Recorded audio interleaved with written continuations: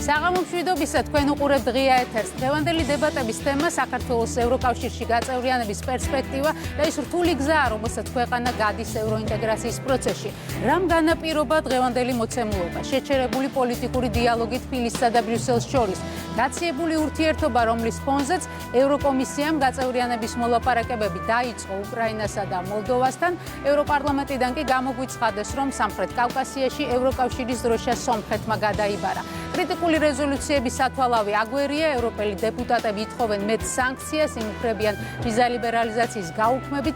ბრიუსელი თვალს ხუჭავს მისივე დაკვეთით მომზადებულ ანგარიშებზე სხვადასხვა სფეროში, სადაც საქართველოს ლიდერია კანდიდატ ქვეყნებს შორის და ხშირად გაერთიანების წევრ სახელმწიფოებსაც სჯობნის. არანაკლებ შემაშფოთებელი გახდა თავად ევროკავშირის, კერძოდ ორგანიზაციის გაფართოების პერსპექტივა. საჯაროდ გაცხადებულმა იდეამ, რომ ძველი და ახალი წევრები თანაბარი უფლებებით არ ისარგებლებენ, საზოგადოებაში კითხვები გააჩინა. გაწევრიანების შემთხვევაში ხომ არ დარჩება საქართველოს თანაბარი ვალდებულებებით, მაგრამ ხმის უფლების გარეშე და თუ ასე მოხდა, როგორ შეძლებს ქვეყანა გავლენა მოახდინოს სახელმწიფოებრივი მნიშვნელობის გადაწყვეტილებებზე, რომელთა აღსრულებაც ჩვენთვის სავალდებულო იქნება. ამ საკითხებს დაეთმობა დღევანდელი ღია ეთერი, წარმოგიდგენთ გადაცემის სტუმრებს.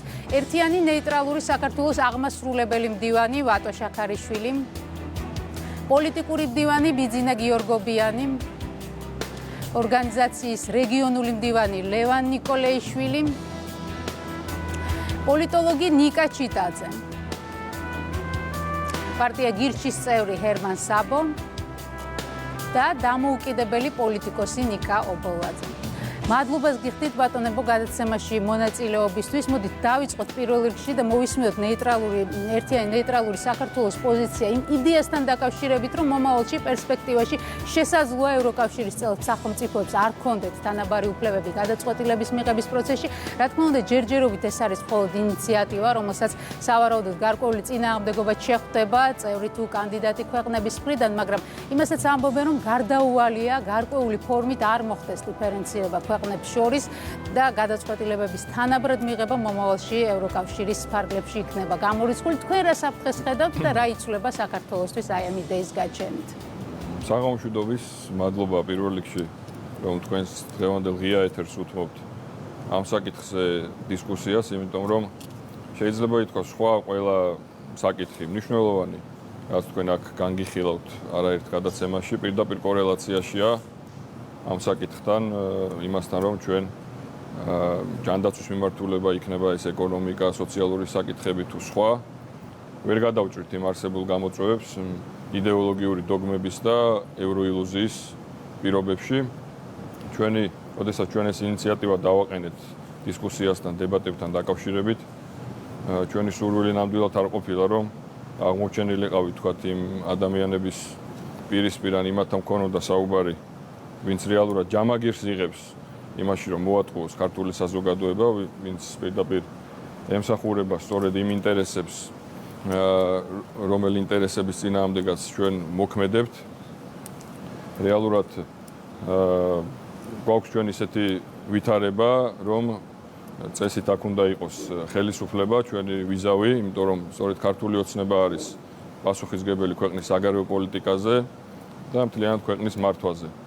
ჩვენ მათ ამ ხელისუფლებას დაფუძნების დღიდან, ერთიანი ნეიტრალური საქართველოს დაფუძნების დღიდან ვაფრთხილებდით, რომ აბსოლუტური ილუზია იყო იმის მოლოდინი, რომ ევროკავშირში რაიმე პოზიტიურისკენ შეიცვლებოდა. პირიქით, ყველა ობიექტური გარემოება იმაზე მიუთითებდა და მიუთითებს, რომ ვითარება ევროკავშირში ყველა მიმართულებით, ღირებულებითი თვალსაზრისით, ეკონომიკური თვალსაზრისით, უსაფრთხოების თვალსაზრისით, დემოკრატიული პროცესების თვალსაზრისით გაუარესდებოდა. კარგია, რომ რაღაცა განგაშის სიგნალი გამოიწვია თვით ხელისუფლებაშიც იმ ინიციატივამ, რომელიც თქვენ ახსენეთ. რეალურად რატომ გამოიწვია ეს საინტერესო? რატომ არის ასეთი მნიშვნელოვანი თანაბარ უფლებიანობა გადაწყვეტილების? იმიტომ რომ რეალურად ბრიუსელის ბიუროკრატია, რომელიც მთლიანად ექვემდებარება სხვა ძალებს, deep states, დაიღალა კონსენსუსის ძიებით სხვადასხვა საკითხებზე, დავალების აღსრულებების პროცესში. ეს პირველი ყველაზე რთული გაკვეთილი მიიღეს მაშინ, როდესაც უნგრეთმა შეაჩერა 90 მილიონიანი სესხის გამოყოფა რამოდენიმე თვის განმავლობაში და ჯერ კიდევ მაშინ ალაპარაკდნენ ფონ დერ ლაიენი და სხვა ბიუროკრატიის სხვა წარმომადგენლები, რომ გადასახედი იყო ევროკავშირში გადაწყვეტილების მიღების წესი. ისინი ჯერ წევრიც არ ვიყავით, ხო, ჩვენ კანდიდატის სტატუსი ჰქონდა და იმავე ითხოვდნენ, ისეთივე მორჩილებას ითხოვდნენ ჩვენგან, ისეთივე უსიტყვოდ მათი დავალებების შესრულებას.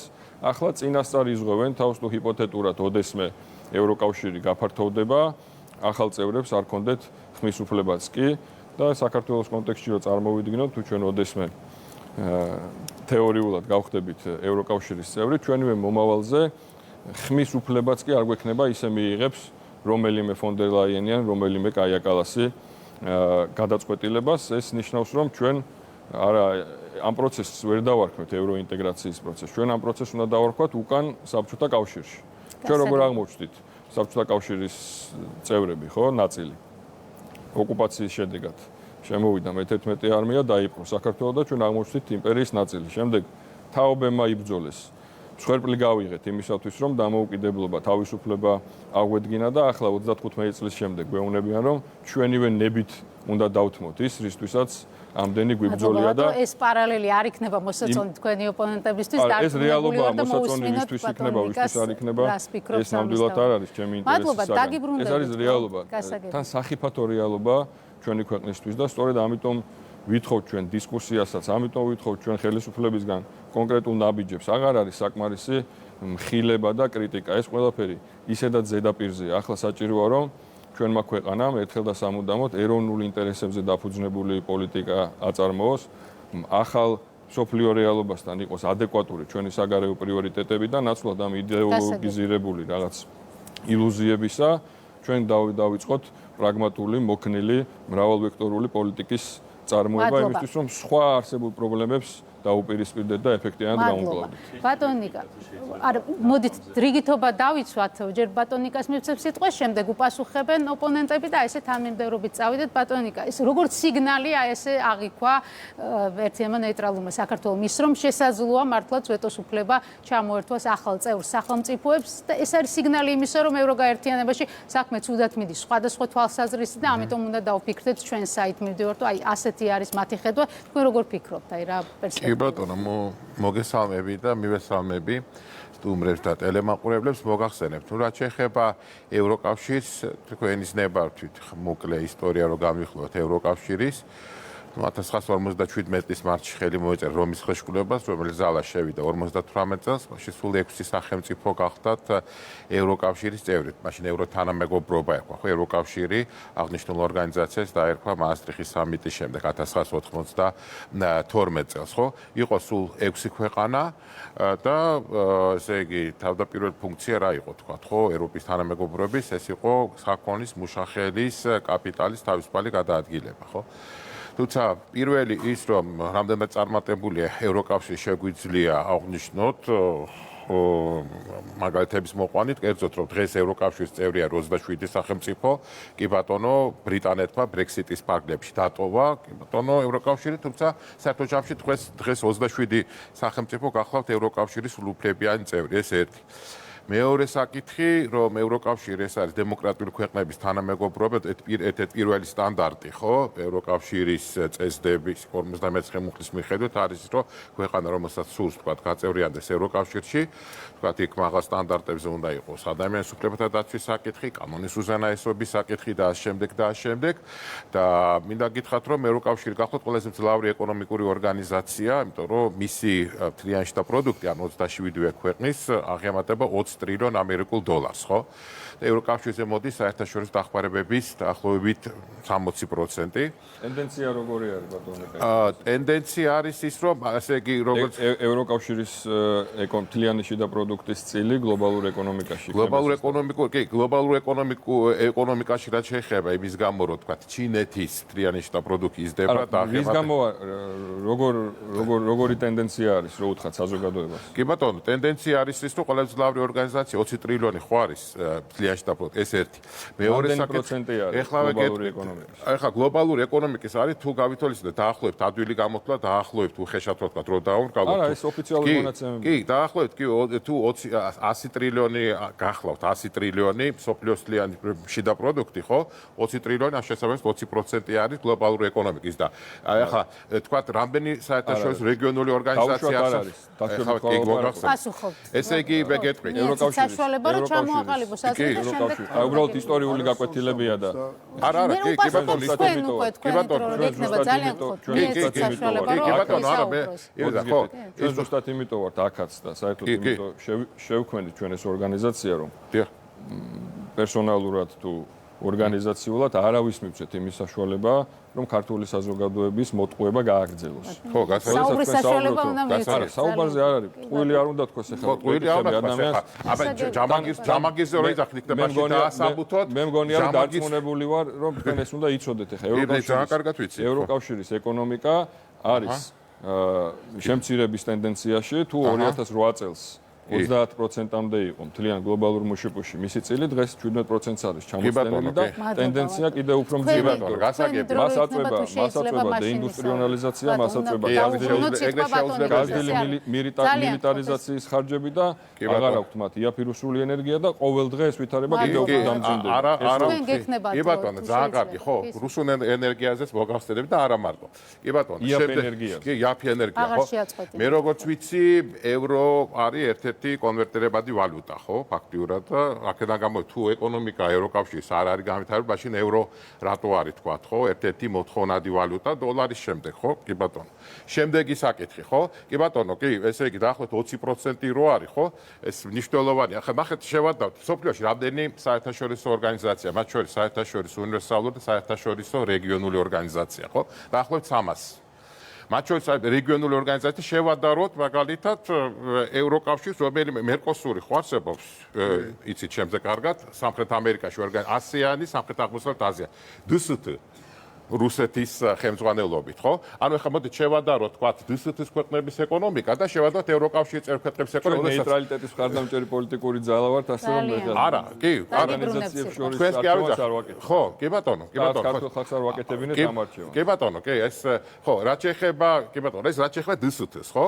ანუ რუსეთის ლიაში და პროდუქტი რამდენია? დაახლოებით 1.5 ტრილიონი. ანუ რუსეთის ეკონომიკა რო ეცემა, რო თქვა წარმოეთ 40% ნავთობგადამამუშავებელი საწარმოებისო განადგურებული იაფი ენერგიას ბატონო, რაც შეეხება იაფი ენერგიას, ნახეთ, რუსეთი, არა, კი ბატონო. რუსეთში ინტეგრაცია ხო არ გვიწერია კონსტიტუციაში. არა, მე რას ვაკეთებ? განსხვავება ხო გავაკეთე DST, მერკოსური, ხო? აფრიკის კავშირი 2002 წელს შექმნა, მანამდე იყო აფრიკის ერთიანობის ორგანიზაცია 1963 წელს შექმნა. ანუ უმრავლესობა ორგანიზაციების არის რეგიონული. ყველაზე მძლავრი რომელი არის? ევროკავშირი, ხო? ანუ 20 ტრილიონი. ეხლა ნახეთ შემაშფოთებელ ტენდენციებს თქვენ ვერ ხედავთ. არა, ეხლა ნახეთ, ბატონო, განაცხადა, ბატონო იკითხა რომ იაფი ენერგია ხო რუსეთსგან იღებდა. კი, ნამდვილად ამდენ იცით 180 მილიარდ კუბურ მეტრს იღებდა ევროკავშირი რუსეთსგან, მაგრამ ევროკავშირმა მოახერხა ის რომ განთავისუფლებულიყო რუსული ენერგეტიკული გავლენისგან საბედნიეროდ შეჩერდა ცისფერი ნაკადი ჩილოეთ ნაკადი 1 ჩილოეთ ნაკადი 2 პროექტები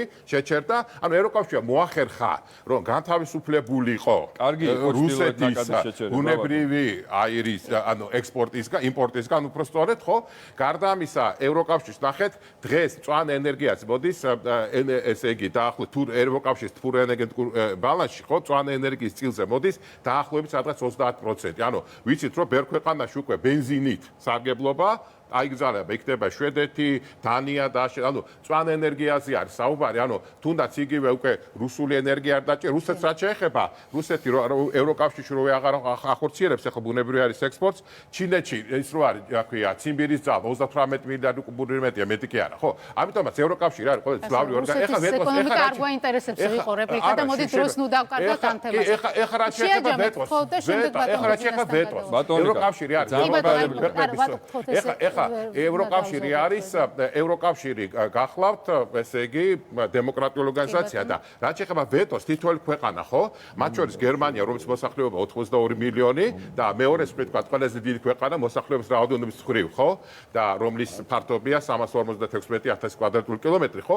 ისიც სარგებლობს ვეტოს უფლებებით. საფრანგეთი, რომლის ფართობია 525,000 კვადრატული კილომეტრი, მოსახლეობა 60 მილიონს საჭარბებს და ასევე ვთქვათ კვიპროსი, რომელიც არის 8,000 კვადრატული კილომეტრი, ხო? ანუ კვიპროსი მაგალითად რო ავიღოთ, ესტონეთი რო ავიღოთ, ხო? 1,5 მილიონი არის მოსახლეობა, მაგრამ ერთნაირი უფლებებისა. ეხლა რაც შეეხება ვეტოს, უბრალოდ ამ პრობლემა რა იყო? აი ბატონო აღნიშნა, უნგრეთი რო ბლოკავდა, ხო? უკრაინისთვის უკრაინა დღეს ომში არის, იბრძვის არა მარტო საკუთარი თავისუფლებისთვის, არამედ თუნდაც საქართველოს თავისუფლების და სოფლიოს თავისუფლების და კი და 90 მილიონი ბლოკავდა უკრაინისთვის უნგრეთი, ესე იგი ამ თანხას და ეს რო არ განმეორდეს მომავალში, თორე პირიქით ვეტოს უფლებით ყველა ისარგებლოს, მათ შორის საქართველოს ისარგებლოს. მადლობა, დაგიბრუნდებით ისე ბატონო ბიზნესა. ყველაზე მძლავრი გაერთიანება რეგიონულ მოგესალმებით კიდევ ერთხელ უალტერნატივო საქართველოსთვის და ეს ვეტოს უფლების საკითხი მხოლოდ აი გამოცდილებიდან გამომდინარე დადგაო და გარდაუვალია, ასე ვთქვათ, რომ რაღაცნაირად ამ ნეგატიურ გამოცდილებას უპასუხოს ბრიუსელმა. აი ეს არის ძალიან ცუდი, რომ აი ეს 35 წლიანი ტყუილი მთელი ამ ხნის პერიოდში, როდესაც საქართველოს თავს მოახვიეს რაღაც ისეთი იცით რაღაც დოგმა, რომ მხოლოდ ევროკავშირია ჩვენი ორიენტირი, სტრატეგიული მიზანი არის ჩრდილოატლანტიკურ იმებში გაერთიანება ორგანიზაციებში და მხოლოდ შეიძლება რომ ეს არის რაღაც 64, სადაც საქართველოს შევა, გაიზრდება პენსიები, გაიზრდება ეკონომიკა, ეს აბსოლუტური სიცრუეა, აბსოლუტური და ამაზე მეტყველებს ციფრები. ციფრები არ ტყუიან ამ შემთხვევაში.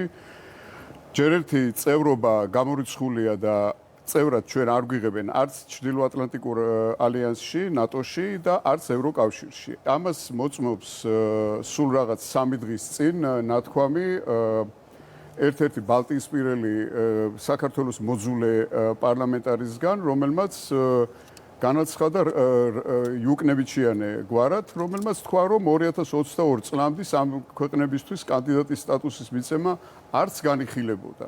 22 წელს ეს დადგა დღის წესრიგში მხოლოდ იმიტომ, რომ დაიწყო ომი რუსეთს და უკრაინას შორის და მათ ჭირდებოდათ ახალი პროქსი ქვეყნები, რომლებსაც გამოიყენებენ ამ ომში, ამ ცეცხლში შესაკეთებლად, როგორც საწყობს.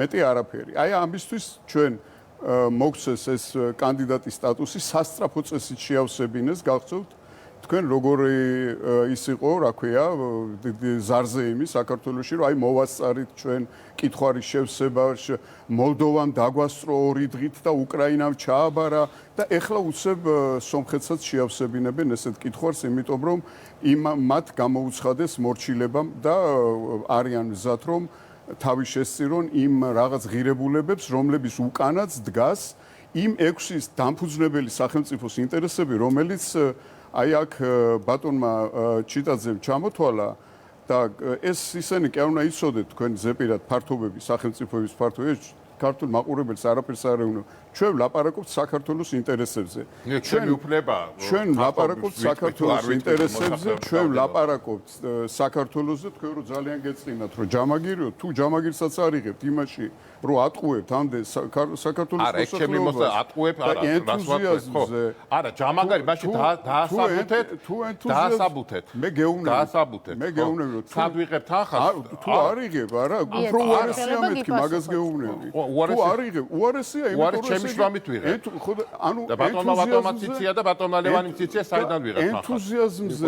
ჩემი შრომით ვიღებ. თქვენ ქართველ. არა, მე უნდა დაასაბუთოთ, ხო, ვინ გადმორიცხავ ხახა უცხოური აგენტი თუ არა, ხო, სწორია. მე დაგისაბუთებთ, რომ ატყუებთ. არა, ხო და დაასაბუთეთ მეთქი. და თუ თქვენ მოხალისე ხართ ამ ტყუილში, მით უარესი თქვენთვის. არა, თქო, მე მოსაზრება გამოვხატეთ. მე ვასაბუთებ, რომ ეს არის ტყუილი ევროკავშირის ეკონომიკური ეს არის კოლოსი თიხის ფეხებზე. ეს არის თანამედროვე განვითარების ხაზიდან ამოვარდნილი, ენერგეტიკული წყაროებიდან გადაჭრილი, გასაღების ბაზრიდან გადაჭრილი, აი თქვენ რომ ბრძანეთ ის მერკოზურ გაერთიანება ძალიან დიდი ზარზეიმით იზეიმა ევროკავშირმა და კონკრეტულად ფონ დერ ლაიენმა ქალბატონმა რომ თავისუფალი ვაჭრობის ხელშეკრულება დადო მერკოზურის გაერთიანებასთან, რასაც მოყვა ბრიუსელში ევროკავშირის აგრარული პროტესტი და იყო მთელი 2 თვე ფაქტიურად ბრძოლები მიდიოდა ბრიუსელის ქუჩებში, ვიდრე იქ რაღაც გარკვეული შეზღუდვები არ დაწეს და სამხრეთ ამერიკიდან შემოტანილ იაპ საქონელზე, რომელმაც უნდა ჩაანაცვლოს ევროკავშირის შიგნით საქონელი. საქართველოს აქვს ძალიან უნიკალური მდებარეობა, უნიკალური მდგომარეობა, ძალიან მაღალი ეკონომიკური ზრდა, ჩვენ უნდა შევინარჩუნოთ ჩვენი სტატუსი ევროკავშირთან თავისუფალი ვაჭრობის, ევროკავშირთან ასოცირების, მაგრამ უნდა დავრჩეთ ძალიან flexible იმაში, რა ქვია, ურთიერთობებში და იყოს ჩვენი ურთიერთობები მრავალმხრივი. რეპლიკას მოგცემ ბატონ ნიკა, რადგან უშუალოდ თქვენ მოგმართა და შემდეგ ბატონ ჰერმანთან. კი, არა, უბრალოდ როცა აცხადებენ, მარტო მე არ მეხება, ჩვენ ვიცით ხო, როგორ არის, ხათოთ გებელსა, ხო, ის იყო აგიტაცია პროპაგანდის მინისტრი ნაცისტური გერმანიის, რომ დააბრალე მტერჩენი დანაშაული, ხო? და გამომდინარე, ესე იგი, თქვა არ ვაპირებ აქ თავის მართლებას, ხო, უბრალოდ პრაშინ დაასაბუთონ ვისგან იღებენ ხელისუფლების წარმომადგენლებს აცხადებენ თურმე აგენტები ევროკავშირისგან კარგად ნათქვამი ევროკავშირისგან მაშინაც პიროდესაც კაცურკაცობით არის ნაშრომი და მე სამეცნიერო პედაგოგიური საქმიანობად ვიღებ გრანტები მიგიღებთ ეს არის ჩვენი მეცნიერების უბედურება ხო 15 წიგნი რომ გამოცემული და 400-ზე მეტი ნაშრომი ხო კი ბატონო 15 წიგნი კი არა რო არ აქვს საკითხული რა ბატონი ამ წიგნს ვინ აფინანსებს თქვენ წიგნს რა წამაკითხებს კაცო არ გადაბრუნდა რა წამაკითხებს კარგი ბატონ ჰერმანი გველოდება და გთხოვთ ძალიან გთხოვთ ამ გარჩევაზე დავხარჯავთ არა ვინ გეუბნება ეს წიგნები რა ფულით გამოიცემო აი თქვენ არ მეუბნებთ არა მე რაში მაინდა მე ჩემს წიგნებს კითხულობენ ხო კი ბატონო არ ნერვიულობ მე გეუბნებით რომ მით არის თქვენთვის თუ ენთუზიაზმზე აკეთებთ ამ ენთუზიაზმი არ ვაკეთებ მადლობა გასაგებია თქვენი განმარტება გასაგებია ბატონი ჩემს სტუდენტები კითხულობენ ჩემს დაწერილ წიგნს და კითხულობ სოფლის მრავალ ქვეყანაში არ გავრცელებული კემბრიჯში რო გამოქვეყნება წიგნი გეოპოლიტიკას, მაგრამ კემბრიჯი ტყილა გამოქვეყნებს. მადლობა, ამ თემაზე დებატს ვეღარ გავაგრძელებთ. ბატონებო, ძალიან გთხოვთ. კემბრიჯის თემაზე მივიდეთ. თქვენი მოსაზრება გამოქვეყნეთ, მაგრამ ვერ მოახდინეთ ამ კემბრიჯებით და 15 წიგნით ჩემზე ვერანაირი შტაბის მადლობა, ბატონ ჰერმანს გადავცემ ბატონ ვიზიტად. ბატონო ნიკა, მე არ მინდოდა აქ სიღრმე და თქვენ და მიშა თავხელიძე რო ყავდათ კიდევ ის რო იყავით ერთად ნაცების კისაგავთ გამოვლილი იჯექით იმათ ეთერში და აპრავებდით კაცის სკოლას და უბედურებას საქართველოში და 15 წიგნი რაში გაქვს დაწერილი რაში მაქვს დაწერილი აბა რაზე წერდი კემბრიჯში დაწერილი აბა მითხარი რაზე დაწერეთ 15 არა მე ხა ანგარიშ შაბარება საზოგადოება ვიცის და მოდით დავხუროთ ეს თემა ნამდვილად არ არის ჩვენი გადაცემის თემა ეს ამბავი ძალიან გთხოვთ ძალიან სხვაგანწავებით ბატონიკა გასაგებია უკვე განმარტეთ და ძალიან გთხოვთ რომ ბატონებო ძალიან აღარ გამოვა ესე გველოდება ბატონი ჰერმანი და ვიცით ბატონიკა გთხოვთ ვისაუბრეთ გასაგებია და მოგეცით რეპლიკის შესაძლებლობა გთხოვთ გასაგებია თქვენი პოზიცია ბატონ ჰერმანი გისმენთ აი მოვისმინეთ რომ ეს არის ილუზია რომ როდესაც საქართველოს გაწევრიანდება ევროკავშირში ყველა მიმართულებით გვექნება პროგრესიო არ ჯერათ თქვენ ოპონენტებს ამ ამბის თქვენ რას ფიქრობთ დავიწყებ მადლობა ჯერ მოწვევისთვის და ამ თემაზე საუბრისთვის პატარა რეპლიკით დავიწყებ ბატონმა გაიხსენა რომ საქართველოს თავის დროზე დამოუკიდებელი რო იყო დაგვიპყრეს და შეგვათრიეს ისეთივე ორგანიზაციაში როგორც ახლა ევროკავშირად წარმოსახავენ ხო და აი მაშინ რომ დაგვიპყრეს ზუსტად მაშინ ნეიტრალური ვიყავით რასაც თქვენი თხოვთ და რომ დაგვიპყრეს მე შეგვიყვანეს იმ ორგანიზაციაში სადაც შენით გამოსვლა არ შეგეძლო მაშინ როდესაც ევროკავშირიდან ფაქტად ვიცით და ბრექსიტი ახსენა თუ არ უნდა ადამიანებს გადიან ეგ რაც პატარა რეპლიკად რაც შეეხება ევროკავშირში ძალიან ბევრი პრობლემაა მართლა ძალიან ბევრი პრობლემაა წეგან ეკონომიკაც რო ახსენეთ ის რომ ცირდება უამრავი ისეთი რეგულაცია რომელიც ევროკავშირში მემარცხენე იდეოლოგიებმა და რა ტენდენციებმა შემოიტანა. ეს იქნება გარეთ მოსდაცვითი ამბები, ეს იქნება რუსულ გაზს რო ჩამოეკიდნენ, იმიტომ რომ ატომური ენერგიაზე უარი თქვეს, ეს იქნება რაღაც მიგრაციის ამბები, მაგრამ თუ ბოლო ტენდენციებს შეხედავთ, ყველაფერი ტრიალდება პირიქით, რაც იდეაში ამერიკაში დაწყებულმა ცვლილებებმა გამოიწვია და მე მიუნხენის არაერთი შეხვედრა ვნახეთ, სადაც ამერიკელი პოლიტიკოსები სწორად აკრიტიკებენ ევროპელებს, მათ შორის სიტყვის თავისუფლებაზე იქნებოდა რეგულაციებზე თუ ეკონომიკის განვითარებაზე. მაგრამ უნდა გვესმოდეს რა სიტუაციაში ვარსებობთ ჩვენ როგორც საქართველო. ანაცია და 64 არსად არ არის და არავინ არ არის გონი ყოველ შემთხვევაში მე არ გამიგია რომ ვინმე 64-ით ხატავდეს ევროკავშირს. იქაც ბევრი პრობლემაა. დარწმუნებული ვარ ცოტა დიდი დრო როიყოს და დებატის საშუალება მოგეცათ, დაგეთანხმებათ კოლეგაც. მაგრამ რა სიტუაციაში ვართ? ნეიტრალიტეტი არ არის თავისი შინაარსით რაიმე მიზანი. ნეიტრალიტეტი არის საშუალება, რომ რაღაც სიტუაციაში გადარჩე, ველურ სიტუაციაში, სადაც სხვადასხვა ძალები არიან, შენზე უნდათ გავლენის მოხდენა, ყოველ ცუდ ვარიანტში შენი გადაყლაპვა. გადარჩენის რამოდენიმე გზა არსებობს ბუნებაში და სოფლიო პოლიტიკა შეგვიძლია ბუნების ანალოგიად წარმოვიდგინოთ.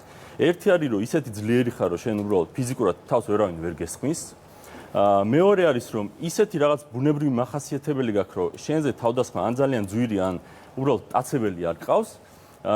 მესამეა, როდესაც პატარები ხართ, მაგრამ ერთად ხართ და ამის გამო ხართ ძლიერები და ამის გამო გადარჩებით, ბუნებრივი გადარჩების შედეგად და მეოთხეა, როდესაც ოპოსუმივით თავს იმკვდარუნებ, ოღონდ არავინ შემამჩნიოსო, ოღონდ ტაცებელმა გვერდი ამიაროსო და აი რაღაცნაირი სლენგია, მაგრამ წერპილასავით რო ხარ, ოღონდ არავინ შეგეხოს და მზად ხარ თავი მოიმკვდარუნო, ჯარი არ ყავდეს წესიერი, ხელფასებზე მიდის ჩვენი თავდაცვის ბიუჯეტის 80-90%, არანაირი ინსტიტუციური დამოუკიდებლობა და ამშენებლობა არ ქონდეს. ბატონი ბიძინასვე სტატიებში წერია, რომ ნეიტრალიტეტს აუცილებელ პირობად ჭირდება ძლიერი ინსტიტუციებიო. ნოლზე ვართ მაგხრივ. აგერ ქართული ოცნების ჩემი განმოსახედიდან გულშემატკივარი ბატონი ბოჟაძეც კი ნაზე იძახის, რა ქვია იმ ცნობილ მოსამართლეს. მურუსიძეზე იძახის, ნიშა თუ დაბრუნდა ეგრევე ძველ ზნეს დაუბრუნდებაო, ანუ მანდაც ნოლზე ვართ და გამოდის, რომ თუ ჩვენ არ ყავს მეგობარი რა, ეხლა იტყვიან, რომ საგარეო პოლიტიკაში მეგობრები არსებობს. ვიღაცა ვისთანაც ინტერესები გვემთხვევა, თუნდაც არის ევროკავშირის გაერთიანება, ვისთანაც გვემთხვევა ინტერესები. ეს ილუზია, არავინ არ გვიღებს ამ, არავინ არ გვეგოდება ევროკავშირში. უნდა დარეკოს სადღაც. გადავალ მაგას. მეგობრად გეჩვენებათ თქვენ ევროკავშირში. კი, რა თქმა უნდა. მეგობრად რა, როგორც ახსენე. აი, რასაც ლაპარაკობ, დიახ, ჩვენი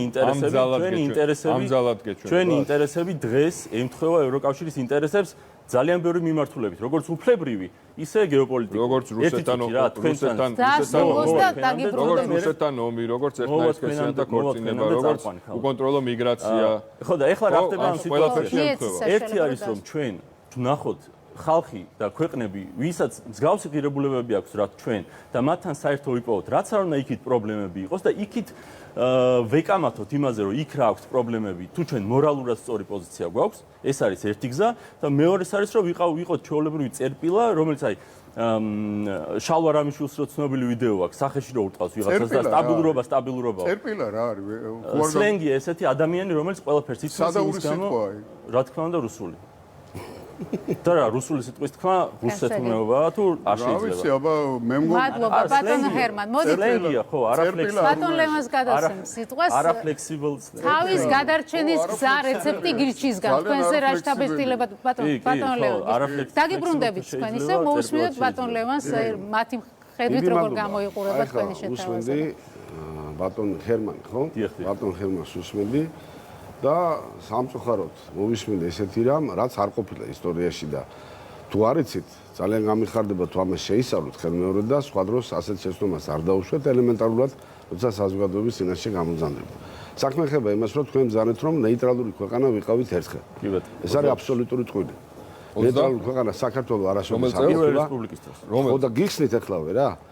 2024-ში ნეიტრალური ქვეყანა ვიყავით თქვენ ამბობთ, ხო? 24-შიო და რომელ წელს? შეგიძლიათ მითხრათ რომელ წელს? ვიყავით ნეიტრალური ქვეყანა. ხო, აი რიცხვი შემეშალა. ხო, კაი არ არის. პირველი რესპუბლიკის დროს. კი ბატონო. მე 21. მაგაზე ვიტყვი მე. დაგიბრუნდებით. სამივესზე მზადთავად გიპასუხოთ კიდევ ერთხელ. მოგიზრდით იმას შე რომ გონიათ რომ ლაპარაკობთ რაღაცას, მაგრამ სამწუხარო როცა არ იცით და განსაკუთრებით სამწუხაროა, იმიტომ რომ ჩვენ გვისმენს საზოგადოება ამ შემთხვევაში, მათ შორის თქვენს. ნეიტრალური სახელმწიფო საქართველოს არ ყოფილა. ერთადერთი რაც შეეწერა დამოუკიდებლობის აქტში, რომ საქართველოს უმიანობის გამოცხადების დროს, რომ უმიანობის შემთხვევაში ფიქრობს ნეიტრალიტეტის შესახებ. ომიანობის შემთხვევაში არც ერთ ქვეყანას საქართველოს ნეიტრალურ ქვეყანად არ უღიარებია. ეს ერთი.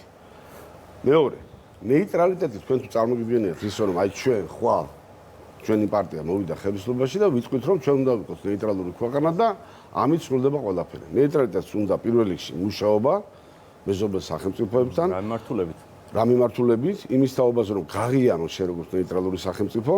მეორე, ამას უნდა სერიოზული შრომა და ამის შემდეგ შეხტები ნეიტრალური სახელმწიფო. მაგრამ ესე რომ ვიღაცამ დამასრულებინეთ, თქვენ არ გიყვართ, როცა ვიღაცა არ გასწრეთ ხო ესე, არც მე მიყვარს მანდამაინც.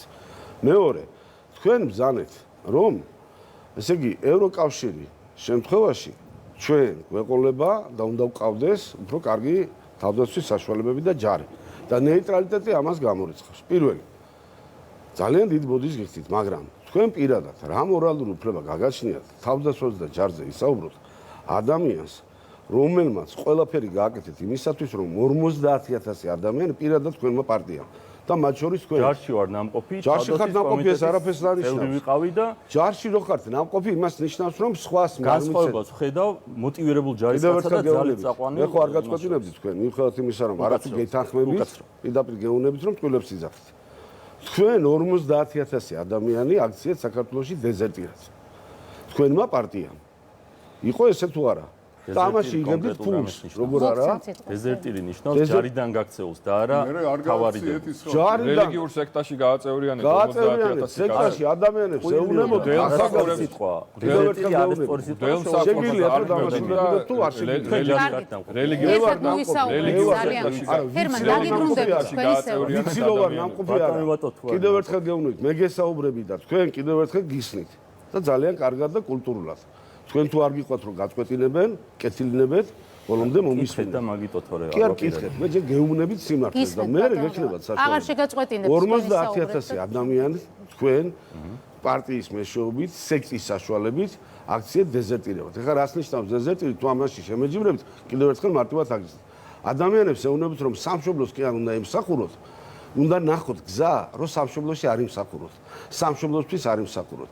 აი რა პრინციპით, რა მორალით თქვენ მეუბნებით იმაზე, რომ ნეიტრალიტეტის შემთხვევაში კიდევ ერთხელ გეუბნებით, რომ აბსოლუტური წარმოდგენა არ გაქვთ იმის თაობაზე თუ რა არის ნეიტრალიტეტი, რომ საქართველოს არ ეყურება ჯარი.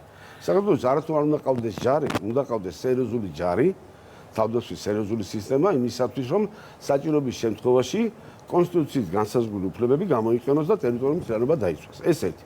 ეხლა მეორე რაც შეეხება ევროკავშირს. ევროკავშირი თქვენ წარმოგიდგენიათ იმ საშუალებად, რომ საქართველოს მიცემს საშუალებას, რომ თავისი თავდაცვის სისტემა არ დაასუსტოს და პირიქით არ ჩართოს ისეთ ვალდებულებაში, რომ საქართველოს იძულებული უნდა გახდეს საჭიროების შემთხვევაში და ეს ვალდებულება წერია ევროკავშირის შეთანხმების 52 მუხლის მე-7 პუნქტში. შემიძლია წაგიკითხოთ, როგორც ვატყობ, რომ ადამიანის კარგად არისოთ ამ შეთანხმების ამ კითხვასია რა. რა საჭიროა? როგორ არ არის საჭირო?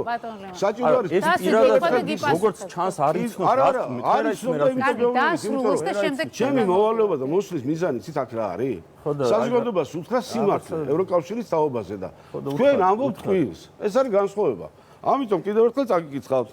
თუ რომელიმე წევრი სახელმწიფო საკუთარ ტერიტორიაზე შერეგული აგრესიის მსხვერპლი გახდება, ეს გახლავთ 52 მუხლის მე-7 პუნქტი, სხვა წევრი სახელმწიფოებს ეკისრებათ ვალდებულება აღმოუჩინონ მას დახმარება, ეკისრებათ ვალდებულება. გესმით ეს რას ნიშნავს ვალდებულების დაკისრება?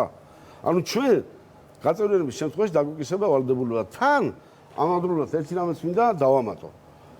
დარწმუნებული ვარ, საკმაოდ ინფორმირებული ადამიანები ზადმით მეტნაკლებად. მეორე საკითხი არის, რამდენად იყენებთ ამ ინფორმაციას საკუთარი პოლიტიკური მიზნებისათვის. სულ რამოდენიმე ხნის წინ ევროკომისარმა გაფართოების საკითხებში მარტაკოსმა გააკეთა განცხადება იმის თაობაზე, რომ მომავალში ევროკავშირის წევრი სახელმწიფოებიდან გამოიყოფა მხოლოდ ლიდერი სახელმწიფოები და მხოლოდ მათ ექნებათ უფლება მიიღონ გადაწყვეტილება. ანუ კონსენსუსი უნდა დავასრულოთ. კონსენსუსის ყველა პრინციპი ირღვევა და დანარჩენი წევრი სახელმწიფოები, მათ შორის მომავალი წევრი სახელმწიფოები უბრალოდ ხდებიან ვალდებული იმისა, რომ შეასრულონ ყველა ის გადაწყვეტილება, რასაც ევროკავშირის ბიუროკრატია ბრძანებს. მათ შორის ეს ვალდებულებაც. თქვენ მე გეკითხებით. თუ გნებათ სამი ერთად გეკითხებით.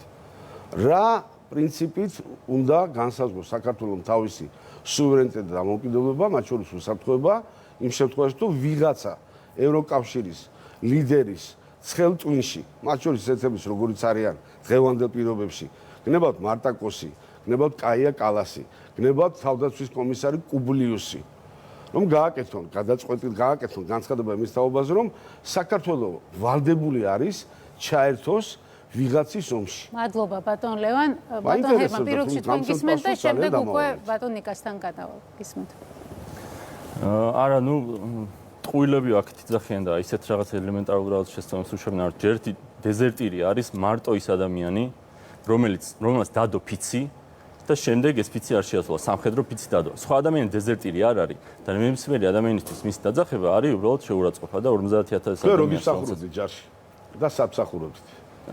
სავალდებულო სამხედრო სამსახურში. სად და როდის? არ აქვს მნიშვნელობა. და დასამალია სპეცსამსახურებში იყავით? არ აქვს მნიშვნელობა. როგორ არ აქვს მნიშვნელობა რა? პოლიტიკოსი ბრძანდებით, პოლიტიკოსების სავალდებულო სამხედრო სამსახური გავიარეთ. სად შეგიძლია თქვათ? საიდუმლო სამსახურში იყავით?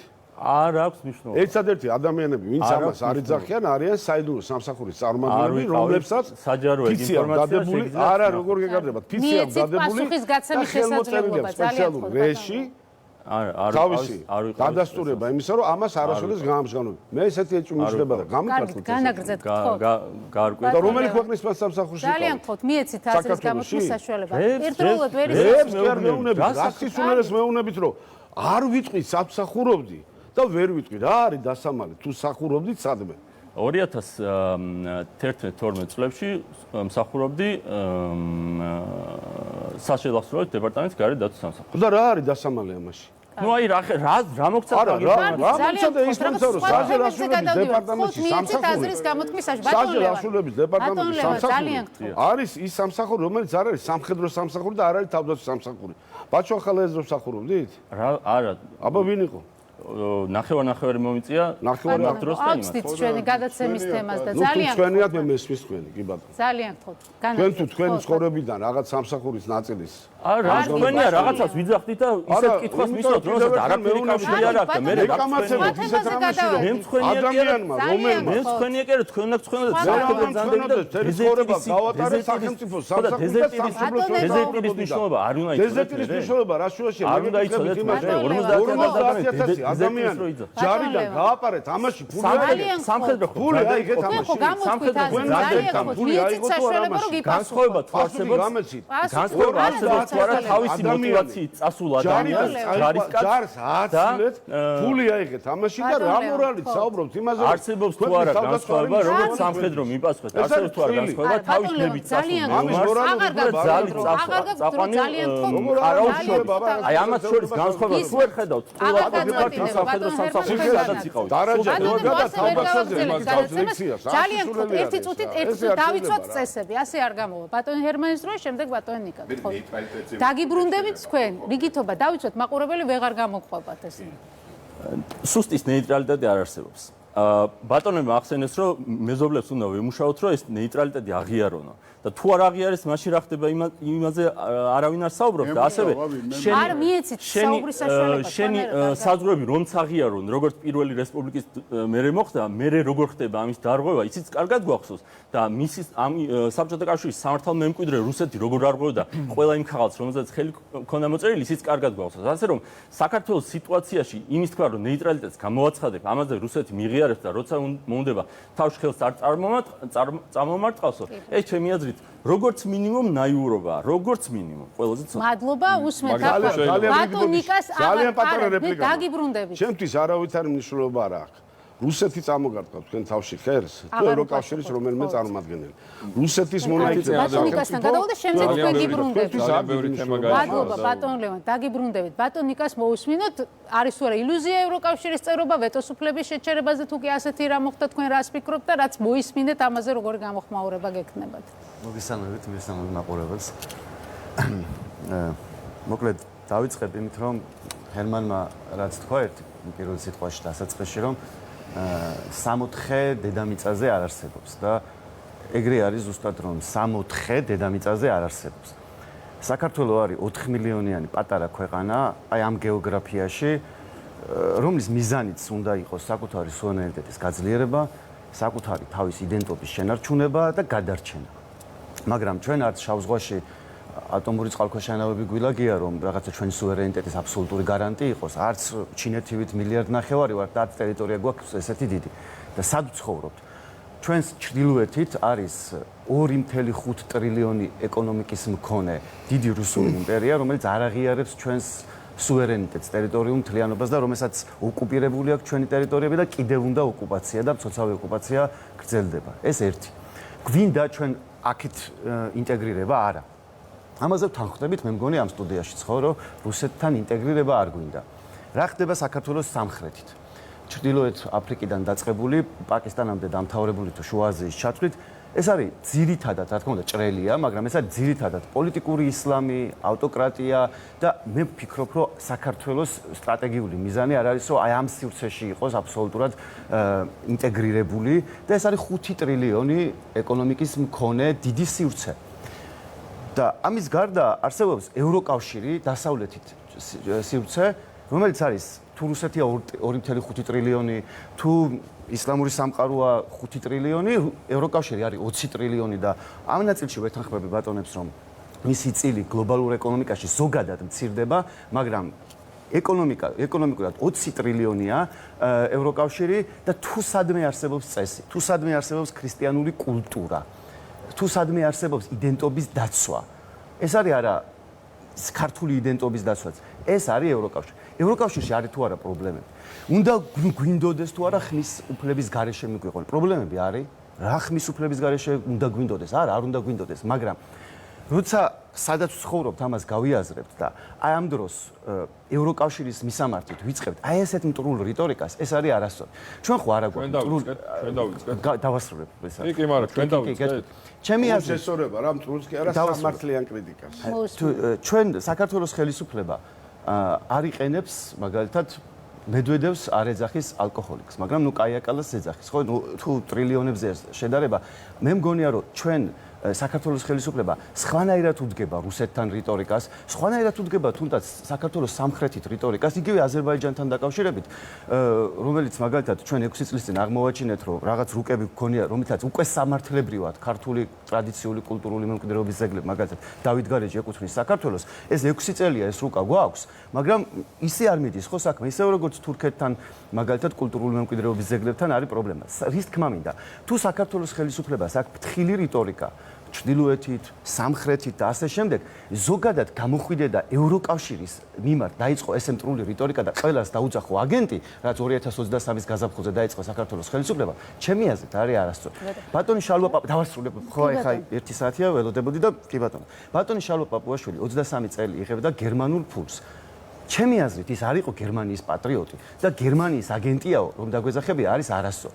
და ამის გარდა, როცა საუბრობთ ეკონომიკაზე, ყველაზე ღარიბი ევროკავშირის ქვეყანა მინიმუმ არის 2-ჯერ უფრო მდიდარი ვიდრე საქართველო, ეს ერთი. ეს ერთი და მეორე, იმ ქვეყნის პატრონი, სადაც ბალის ყიდვა არის ფუფუნება და ოჯახში ბალი თუ აქვს ადამიანს, ეს ნიშნავს, რომ შეძლებული ოჯახის წევრია და იმ ქვეყნის პატრონი, სადაც ერთხელ წვიმა რომ მოდის, ქუჩები იტბორება დედაქალაქში, საუბრობდე იმაზე, რომ ევროკავშირი იქცევა, ჩემი აზრით არის არასწორი. ჩვენ ევროკავშირი გვჭირდება, ჩვენთვის უნდა გამოვიყენოთ. ვირჩეთ ევროკავშირს, ეს ბუნებრივია. ევროკავშირი თუ ირჩევს საქართველოს, აქ ლაპარაკია იმაზე, რომ პოლიტიკურ სატყუარად იქცა გაწევრიანება. აი ამაზე რას ფიქრობ? რეალურია გაწევრიანება, თორე ხო საქართველოს რო ჩვენ გვჭირდება პოლიტიკა.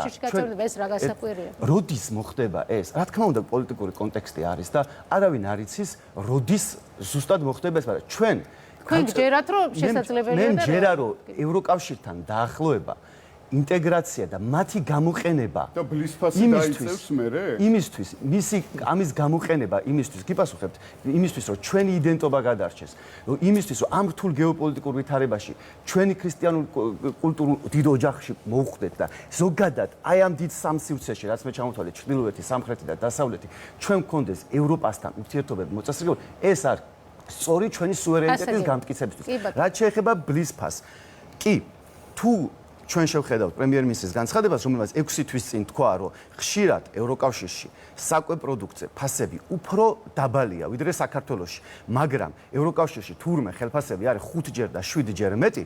აი ეს არის საქართველოს პრემიერ-მინისტრის განცხადება და ამ განცხადების მერე სტატისტიკის დეპარტამენტის მიხედვით ფასები გაიზარდა 5%-ით საკვე პროდუქტზე. ამიტომ ის რომ სერიოზულად ვილაპარაკოთ ევროკავშირში როგორი ეკონომიკური სიტუაციაა და ჩვენ 20 ტრილიონიანი ბაზრის გამოყენება შეგვიძლია თუ არა უნდა ვიცოდეთ ეს არის არასერიოზული და ჩვენ შეგვიძლია გამოვიყენოთ ევროკავშირში ჩვენ საკეთილო შესული ევროპის სუპერმარკეტში და ნაკედი გქონდეთ რა ვიცი ანუ არენდობით პრემიერ-მინისტრს არა პრემიერ-მინისტრი ნენდობით ბატონ ვატოს გადავცემ სიტყვას ბატონ ბიზინა თქვენს ესე იგი სხვა რამეზე ვლაპარაკობ ევროპა მდიდარია ლამაზია ყველას გვინდა ევროპაში ტოტალურ ტყუილზე და ეს ბალი და რაღაც 10 შაური აქ არაფერ შუაში არ აქვს ლაპარაკობ ჩვენ ტოტალურ ტყუილზე რომელშიც საზოგადოებას ამყოფებენ უკვე 3-10 წელია 3 ათეული წელია აი ამაზე აქ ლაპარაკი და ამისთვის მოვედით ჩვენ აქ და არა იმისთვის რომ დაუშვათ იქ ბატონ ჩიტაძეს იქ კემბრიჯში აქ რაღაც გამოცემული და თქვენ ბლის ფასი იცის აქ რაღაც და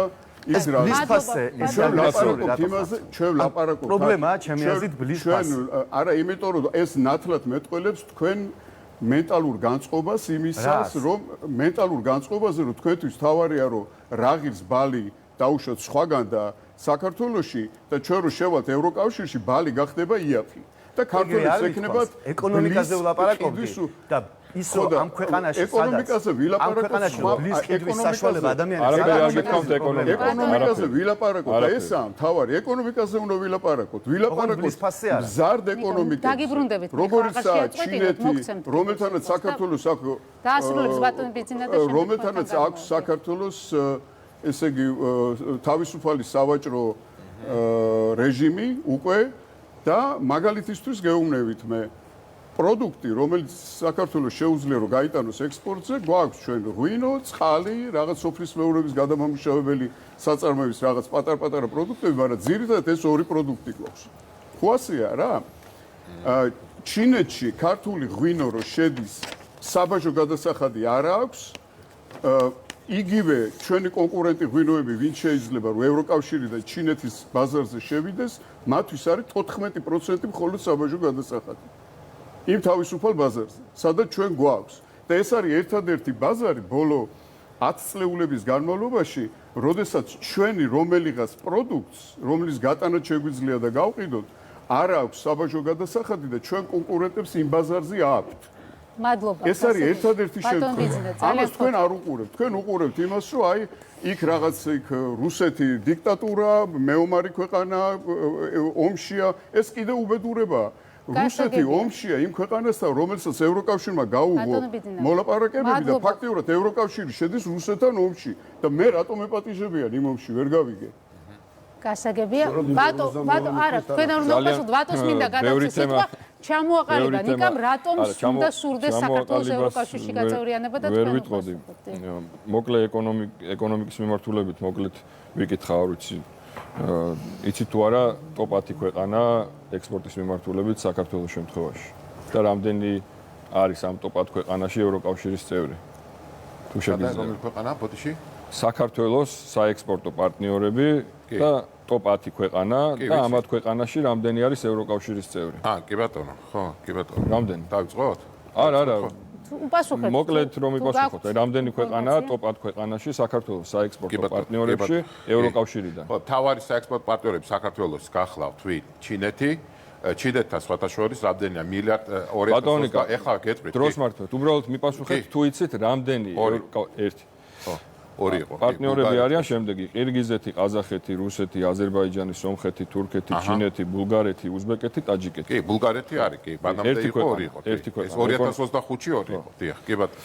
ეხლა ბევრი თემა გაიშალა, ბატონმა ნიკა ობოლაძემ ახსენა, რომ ბატონო, ბოდიში, მაშინ ევროკავშირთან საერთოდ ევროკავშირთან ვაჭრობის წილი რამდენია, რამდენი პროცენტი? აი 27-ვე ქვეყანასთან მაშინ იცის თქვა, ხო? კი ბატონო. ნახეთ. კი ბატონო. ევროკავშირის გამოყენებაზე თქვა ბატონმა ობოლაძემ და მე ხედავ როგორ იყენებს ის ევროკავშირს, ის ბედნიერია რომ მისი პარტიის ბელადის გათავისუფლებას ევროპარლამენტი უკვე ითხოვს მერვეჯერ რეზოლუციით. ხედველობაში მოქვს დამნაშავე სააკაშვილი, რომლის პარტიის ერთ-ერთი ლიდერი ბრძანდებოდა ბატონი ობოლაძე. ეხლა რაც შეეხება ბატონმა ნიკამ და ბატონმა ჰერმანმა რაღაც ნაწილში თქვეს, რომ კი ევროკავშირში რაღაც პრობლემები არის. მაგრამ მაინც ცდილობენ, რომ ეს წარმოაჩინონ აი ყველაზე ძლავრ, ყველაზე დიდარ გაერთიანებად. აი, ვთქვათ, ისლანდია არის ევროკავშირის წევრი? ევროკავშირის წევრი ისლანდია არ არის, არც ნორვეგია და შვეიცარია. არის შენგენის ზონის წევრი. არა, გეტყვით, გადამოწყვეტ როგორი ეკონომიკური დონე ძალიან მაღალი და ფართობი არის 102,000 კვადრატული კილომეტრი, თავისუფალი. არა, შეგიძლიათ გადამოწყვეტ. თქვენ აციამოვნებთ, რომ მე სოთა გამაჩვია, იციდეთ. ერთი წუთით რა. დროს მართვეთ, არ წამირთმევია მე თქვენთვის დრო. კი ბატონო. ისლანდიაში კი აგვისტოში ტარდება რეფერენდუმი. იცით რა ეხება ეს რეფერენდუმი? კი. ევროკავშირში გაწევრიანება არ გაწევრიანებას, ხო? მოლაპარაკებების გაგრძელება არ გაგრძელება. კი, ისა, შევთანხმდეთ, რომ შენგენის ზონის წევრი არის ისლანდია, შვეიცარია და ნორვეგია. ეს პინგ-პონგის რეჟიმში ვერ ვიქნებით. კი ბატონო. ნახეთ. ისლანდიაში ტარდება რეფერენდუმი მოლაპარაკების გაგრძელება არ გაგრძელებასთან დაკავშირებით. იქ ესეთი რაღაც აბსტრაქტული მსჯელობები კი არ მიდის და რუსეთი და ასე შემდეგ და ნეიტრალიტეტი ხიხია. აი ბატონმა ჰერმანმა რო თქვა, ნეიტრალიტეტი სუსტი ვერ იქნებიო. ხოლო ძლიერი ნეიტრალიტეტი არის სიძლიერის გარანტი და არა პირიქით. რო ძლიერი იყო და მე გახდე ნეიტრალური. გნებავთ ეკონომიკურად, გნებავთ სხვა ასპექტებით. ნეიტრალიტეტია სიძლიერის გარანტი. ნამდვილად. და მშვიდობის და სტაბილურობის. ისლანდიაში მიდის დისკუსია 2013 წელს მათ შეაჩერეს თავისივე ნებით მოლაპარაკებები ევროკავშირთან, იმიტომ რომ დაждდნენ აწონ-დაწონეს და გაიაზრეს რაციონალურად, რომ ეს ევროკავშირი ჩვენ თევზჭერას, ჩვენ სოფლის მეურნეობას, ჩვენს ენერგეტიკას დაეპატრონება და ჩვენ ამაზე აღარ გვექნება სუვერენული გადაწყვეტილების მიღების უფლება. არ ყოფილა იქ რაღაც ეს ლოზუნგები, რომ საერთო ღირებულებები ევროპულ ოჯახში დაბრუნება და რაღაც სრული სიგიჟე. იქ არის პრაგმატული, რაციონალური საუბარი. ნორვეგიამ ორჯერ თქვა უარი ევროკავშირში გაწევრიანებაზე. შვეიცარია არ არის ევროკავშირის. ცუდად ცხოვრობენ ეს ქვეყნები? ხო, კი ბატონო, გეპასო. ან სამყარო არ ვითარდება ევროკავშირის გარდა არსად? კი ბატონო, არც ეკონომიკური წინსვლა არ არის ეს. ისლამი რა არის? რამე ნეგატიური ის არის ბატონო ობოლაძე ის ხო, არა, ეს ახსენეთ, რომ იქ ისლამი დაუკავშირეთ ავტოკრატიას და რატო ეს არის ძალიან მძიმე განცხადება. ძალიან მძიმე განცხადება. მოგცემთ თქვენ რეპლიკის შესაძლებლობაზე მე მოვახდეთ ტექნიკას არ უპასუხია და მე გადმოვალ თქვენ. ეხლა კონკრეტული მაგალითებით მინდა რომ ვილაპარაკოთ, რომ ქართულმა საზოგადოებამ გაიგოს. აი მაგალითად სულ ბოლოს ევროკავშირმა ოფიციალურად მიმართა ალბანეთს.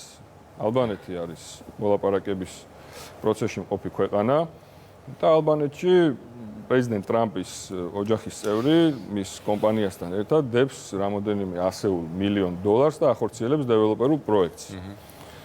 და ევროკავშირი ეუნება ალბანეთს, რომ იცოდეს ქართულმა საზოგადოებამ და თქვენც მათ შორის, რომ თუ ამ პროექტს განახორციელებს, ეს ხელს შეუშლის მოლაპარაკებების ეტაპის ჩახურვას და ევროკავშირში გაწევრიანებას.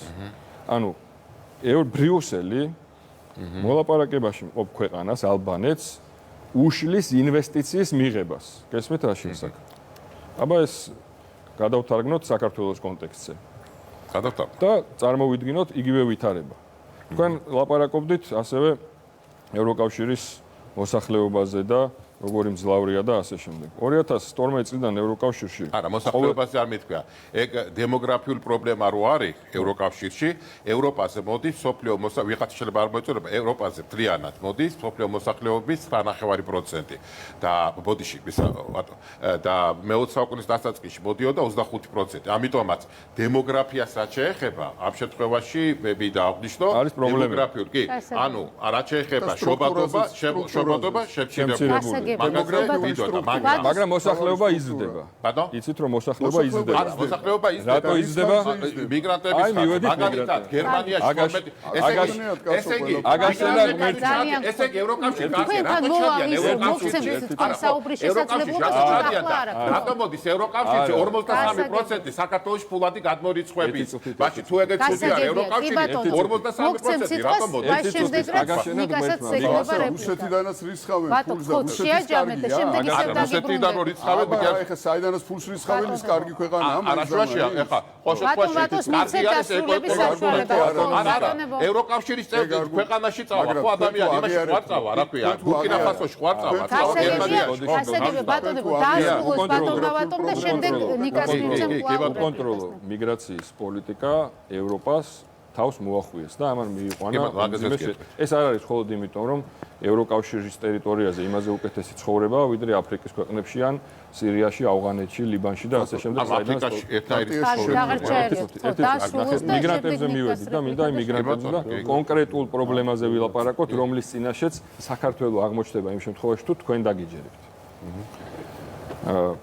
თქვით რომ დემოგრაფიული პრობლემებია, იზრდება მიგრანტების ხარჯზე. ეს დაუდგათ პრობლემად. ეხლა ნახეთ რა ხდება.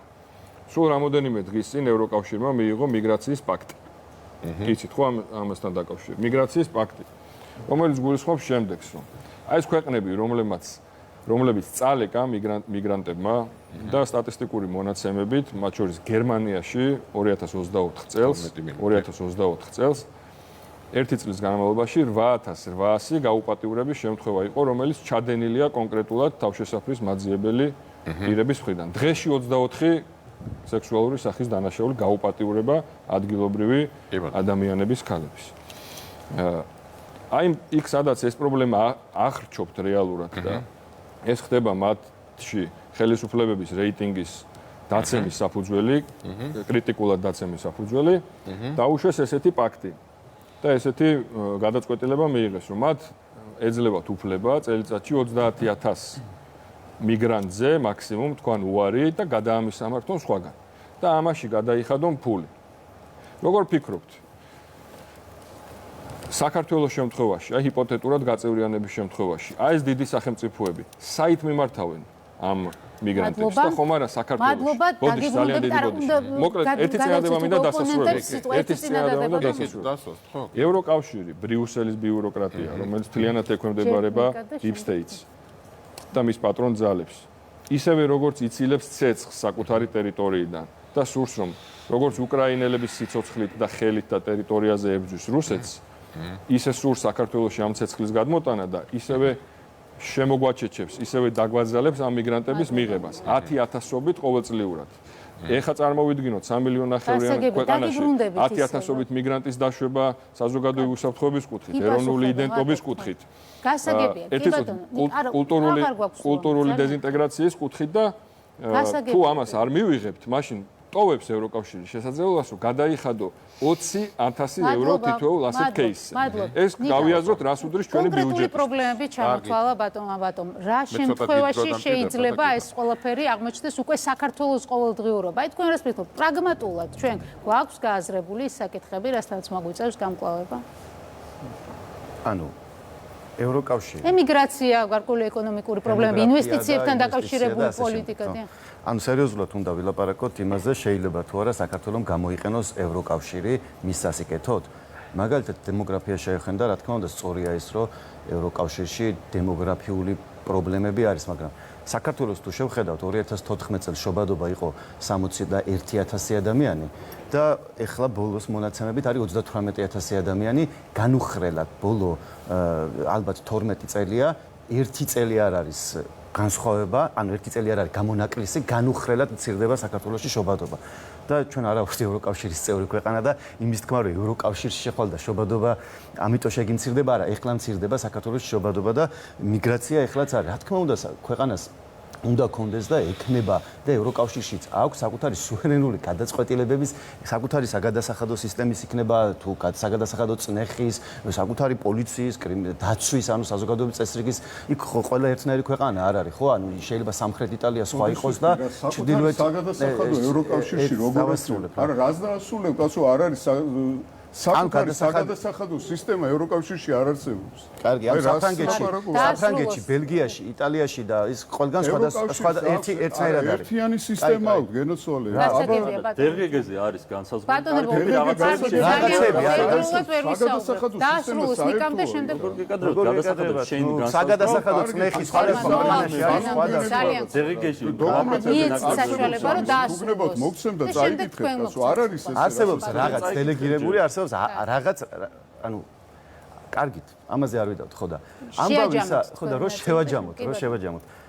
მე ვფიქრობ, რომ საქართველოს სადაც ცხოვრობს მე კი არ ვფიქრობ, საქართველოს მოსახლეობის უდიდესი ნაწილი ესე ფიქრობს და ბატონმა ირაკლი კობახიძემ მაგიტომ ჩაწერა კონსტიტუციაში ზუსტად რომ 2017 წელს რომ ევროკავშირის გაწევრიანება ყოფილა ჩვენი მიზანი.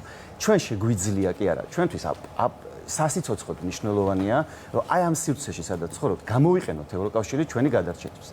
მთავარი პრობლემა რაც მე მაქვს მაგალითად ხელისუფლების მიმართ არის ის, რომ როდესაც ხელისუფლება ამტკიცებს რომ რაღაცა ომში გვითხრევდნენ ეს იყო მაგალითად 2022-ში და 23-ში და ამ ქვეყნის პრემიერ-მინისტრი იყო ირაკლი ღარიბაშვილი. ეცემ დავასრულებ ხო შეიძლება და მიგიპასუხებდე. დავასრულებ და გეტყვით ჩემ პასუხს. არა, ხელისუფლება ამბობს ამას. არა, პრემიერმა თქვა, არა, ერთი წამი თუ შეიძლება. შეიძლება და შემდეგ დაბრუნდი, ომი არ უხსენებია. მივცეთ დასრულების შესაძლებლობა. პრემიერმა რა თქვა?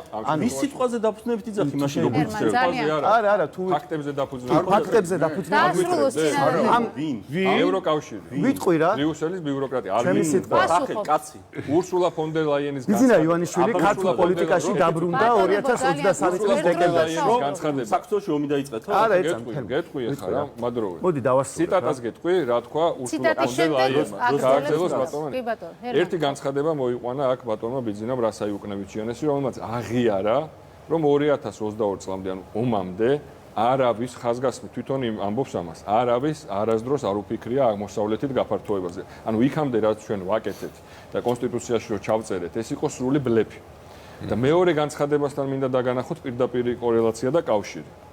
ურსულა ფონ დერ ლაიენმა, როდესაც დასაჯა საქართველო, იმიტომ რომ არ შეუერთდა ომს და სტატუსი მიცა უკრაინას და მოლდოვას, იცით რა თქვა? უკრაინელები მზად არიან მოკვდნენ ევროპული პერსპექტივით. ციტატაზე ვიყავით შეთანხმებული. ევროპული პერსპექტივით. დასრულეთ ოღონდ მოკლედ. არა, შეიძლება დავასრულო. ძალიან ხოთ ბატონო. მანიპულაცია არის გირჩის სამეფო და ეს არის რეალობა და ფაქტები. დასვით კითხვა მოусმინეთ. რომ დავიჯერო იმის, რასაც ხელისუფლება ამბობს 2022-ში და 23-ში საქართველოს ომში ითრევდნენ. 23 დეკემბერში შემოვიდა ბიძინა ივანიშვილი ქართულ პოლიტიკაში. მანამდე, რა თქმა უნდა, პოლიტიკას არ ეკარებოდა. მაშინ, ვინც საქართველოს ომს აცილა, იყო ირაკლი ღარიბაშვილი, რომელიც იყო პრემიერ-მინისტრი და სუსის უფროსი გრიგოლ ლილუაშვილი. და ხა დიდი ბოდიშით, მაგრამ მე მაშინ პრეტენზია მექნებოდა, დავასრულებ, ხო შეიძლება? პრეტენზია მექნებოდა ქართული ოცნების მისამართით, რომ დეკლარაციის სუდად შევსების გამო ეს გმირი ხალხი ციხეში რატო არის, როცა მაგალითად ლელოს ლიდერები ცალმხრივად შეიწყალა ბატონმა ყაველაშვილმა და ხალხი ვინც ომს გადაგვარჩინა ღარიბაშვილმა და ლილუაშვილმა ესენი არიან ციხეში და ეს მაშინ უსამართლოა და ბოლოს ევროკავშირმა ხო ჩაწერა იმაში და ბოლოს დავასრულებ ერთ ფრაზას ვიტყვი რა შეიძლება ნეიტრალიტეტი რა არის თავისი არსით რომ ჩვენ ვიტყვით რომ ჩვენ არავინ საფრთხეს არ უნდა გრძნობდეს ჩვენგან ანუ ჩვენ ვიტყვით და განვაცხადებთ რომ ხალხო მეზობლებო თუ არა მეზობლებო ჩვენგან თქვენ საფრთხე არ გექნებათ გამორიცხულია ამას ვიტყვით და მე ვფიქრობ რომ ამას ისედაც ვამბობთ ეგ არ არის ნეიტრალიტეტი მე ისედაც ვამბობ როგორ ანუ თქვენი აზრით პრიმიტიული ცოდნა, უცოდინრობა, უფრო ცოდინრობა. ნეიტრალიტეტი ეს ნერვებზე ხართ თუ ამენებ არა ისეთ რაღაცას ამბობთ რაც არ არის თქვენი საქართველოს რომ ნეიტრალიტეტი რა არის დამოუკიდებელი ნეიტრალიტეტი ელემენტარული ესე ხო ვერ გავაგრძელებ ანუ მადლობა ერთი წინადადება და დაასრულეთ თორე ვეღარ გავაგრძელებთ ასე ცოცხალი რო იყოს განხილვა თუნდაც გავყვეთ იმ არ გამოვა. თუნდაც გავყვეთ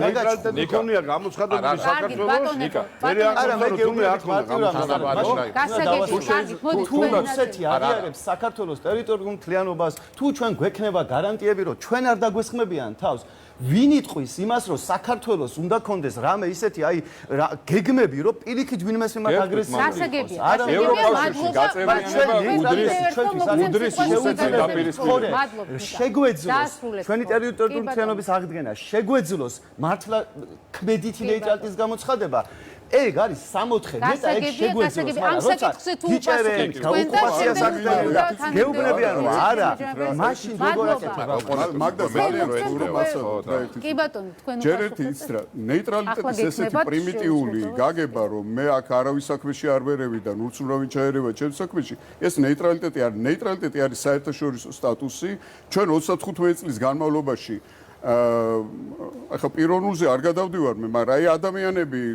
მათი ცოდნა უკვე გამოჩნდა საჯაროდ ხო სხვებიც პოლიტიკოსები მათ შორის 35 წელია საქართველოს მოსახლეობას და ატყუებენ მთელ იმას რა ქვია თაობებია ამაში გაზრდილი რომ აი ჩვენ ვართ ის ჩვენ უნდა შევიდეთ ევროკავშირში და ასე შემდეგ ჩვენ 35 წლის განმავლობაში რო გვემუშავა იმაზე რომ საქართველოს ყოფილიყო ნეიტრალური სახელმწიფო ჩვენ მეზობლებთან ეს სტატუსი ჩვენი დღეს იქნებოდა დარწმუნებული ვარ მე უმეტესი სახელმწიფოების მიერ აღიარებული არ მოხდებოდა საქართველოში არა თქვენამდე მოვა ჯერ დავიცვათ რიგითობა ხო რასაზღვრებშიც იყო საქართველოს 91 წელს მადლობა ბატონი კაცი გადავწეს ბატონი ბიძინა არ მუშაობდა 14 წელი ამაზე რომ ექსაზღვრები აღგენილიყო დაგიბრუნდებით კიდევ ძალიან ხო რა ახლა დაასრულეთ ჩვენზე ლაპარაკობთ არა თქვენზე არა ბატონი ბიძინა ხო და მე თუ მელაპარაკები მოდი მე მელაპარაკე პრემიერ-მინისტრებზე და ბიძინა ივანიშვილზე ნუ კი ლაპარაკობ აქ და ამბობ რომ კარგით ბატონო ეს ნაწილი უნდა დავასრულოთ ეს ნაწილი დავასრულოთ ბატონო ბიძინა დამოუკიდებელი პოლიტიკოსი მაგრამ პოლიტიკოსი არ შეიძლება იყოს დამოუკიდებელი ამაშია კარგით ახლა ძალიან ნიკას სტატუსს ვერ გავიხილავთ გასაგებია ბატონ ნიკას გადავწევ ნიკა არ თქვენ აღარ გაქვთ სიტყვა ძალიან ხო ბატონ ნიკა გისმენთ ისებრივი სხვაობა რა არის ისიც აი ამ ადამიანებს ჩვენ მოგმართავდეთ თქვენამდე მოვალ შემაჯერებელი სიტყვა ხელისუფლებასთან არ გაქვთ კავშირი და რეალური კავშირი მიეცით აზრის გამოთქმის საშუალება ოპონენტებს ფეხზე ცალფეხზე ასკინკილითაც მზად ხართ ევროკავშირში შესასვლელად და ისა ხელისუფლება კი თავაწეული და ღირსებით მიდის და ჩვენ გეუბნებით რომ იქ არ უნდა წავიდეთ იმიტომ რომ ეს არის დეგრადაციის პროცესი გაერთიანება თქვენ უფრო გავხართ ხელისუფლებას უკვე შემაჯამებელი ნაწილი დებატების ნაწილი კი ბატონო ჯერ დავიწყოთ ნეიტრალიტეტს ორი სახე არსებობს მუდმივი და ევენტუალური ნეიტრალიტეტი ნეიტრალური შესაძლებელია ისა ტელემაყურებელს ველაპარაკეთ თქვენ ხო შემდეგ ესე იგი შეიძლება ნეიტრალიტეტი საერთაშორისო საზოგადოებამ მიაჯოს კონკრეტულ ქვეყანას როგორც ვენის კონგრესმა მიიღო გადაწყვეტილება 1815 წელს და შვეიცარიას მიენიჭა ნეიტრალიტეტი შეგიძლია თქვა ნეიტრალური იყო საქართველო როდესმე? არა, გეტყვი ხა, დავიწყე. კი ბატონო, აი საქართველოსაც ეს ერთი. რაც შეეხება აი იგივე ავსტრიას 1955 წელს, როდესაც დეოკუპაცია მოხდა ავსტრიის 4 საოკუპაციო ზონა არსებობდა, მაგრამ შვედეთმა 1814 წელს თვითონ აირჩია ნეიტრალიტეტი ნაპოლეონის ომების ბოლო ეტაპზე, ხო? თუმცა დღეს თქვა აუცილებლობა გახდა იმისა, რომ შვედეთი გავთარიყო ნატოს წევრი მიმართა ნატოს. ფინეთი მეორე მსოფლიო ომის შემდეგ იყო, ხო, ნეიტრალური სახელმწიფო. ირლანდია, შვეიცარიის კონფედერაცია დღეს და ავსტრია დღესაც შეებია ნეიტრალურ სახელმწიფოებად, ხო? ეს არის თქვა, ხო? და ან ქვეყანა ირჩევს მაგათად ნეიტრალიტეტს, მაგათად ირლანდია, ხო? ან შვედეთი, ან შვეიცარიას, მაგათად ავსტრიას მიაჩნია საერთაშორისო საზოგადოება ნეიტრალიტეტი, ხო? ეს ერთი. ეხლა ლევანის კითხვას რაც 1918 წლის 26 მაისს, როდესაც საქართველოს გამოაცხადა დამოუკიდებლობა ეროვნულმა კრებამ, ესე იგი ადგილობრივი დროით 17 საათსა და 10 წუთზე, ესე იგი, მაშინ იქ საუბარი იყო რაზე, რომ საქართველოს მსოფლიო ომში, ну მაშინ არ ვიცოდით, ხო, პირველი იყო თუ მეორე მსოფლიო ომში იკავებს ნეიტრალიტეტს, ხო, თუმცა ეს არ იყო აღნიშნული 1921 თებერვლის კონსტიტუციაში, მაგრამ ნახეთ, აქ არის რატიპის, ხო, მაგრამ მე ხო გეტყვი. არ იყო აღიარებული. არა, ბატონო. აღიარებული იყო. აღიარებული არ იყო, მაგრამ გამოაცხადა ნეიტრალიტეტი, ეს არის რომელი ტიპის ნეიტრალიტეტი, ეს არის ევენტუალური გამოცხადება ერთია, კარგად იცი, ძალიან, მაგრამ გამოცხადება ერთია, მაგრამ ნეიტრალიტეტი აღიარებული არ ყავს ეს საქართველოს მიერ და ის ამბავი დააფიქსირა ნეიტრალიტეტი. ეს არის დაფიქსირებ ერთი, მეც ვაფიქსირებ, ვარ ნეიტრალიტეტი. ევენტუალური ნეიტრალიტეტი გასისტა. შეიძლება მაგათ ბულგარეთი იყო, ან თურქეთი, არ შეაწყვეტა. არ იყო მეორე სოფლიოში, ანუ ევენტუალური კონკრეტულ ომში თურმე ნეიტრალური რო იყო საქართველოს ერთხელ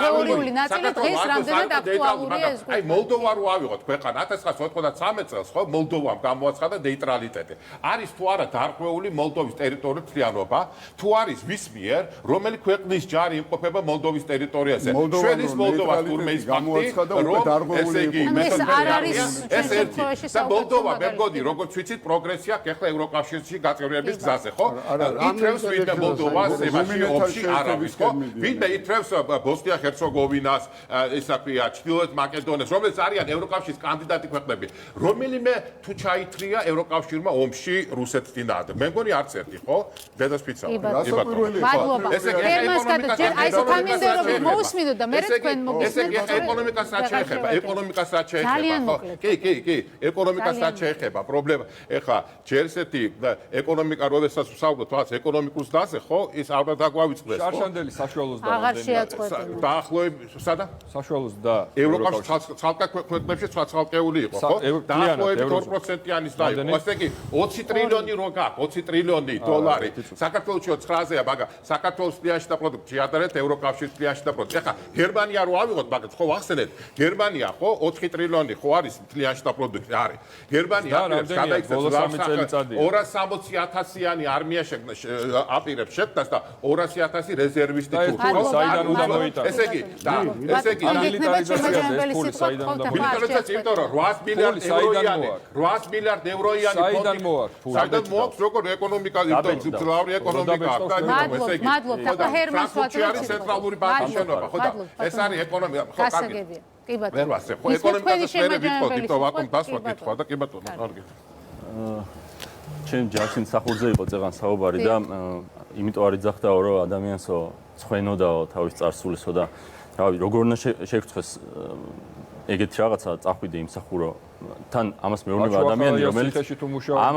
ადამიანი რომელიც თვითონ მიშას დაწინაურებულია არაფერი შეგეშალოს კარგად მიშას დაწინაურებული არა 2004 წელს მომისმინე კარგად ყურადღებით შემოგარგო გამოიხედე აქ დეზერტირის მნიშვნელობა არ იცის და 50,000 ადამიანს დაწინაურებული კი არა ვარ 2000 მე ვემსახურებოდი 92 წლიდან 2007 წლის ჩათვლით მიხეილ სააკაშვილის დაწინაურებული და მომისმინე ყურადღებით თქვენ რა პოზიციაზე ზიყავთ ეგ იყო პოლიტიკური პოზიცია მიუხედავად იმისა რომ გენერალ შტაბის უფროსი მიუხედავად იმისა რომ სამხედროა რა თქმა უნდა პოლიტიკური ეს ეგესი თქვენ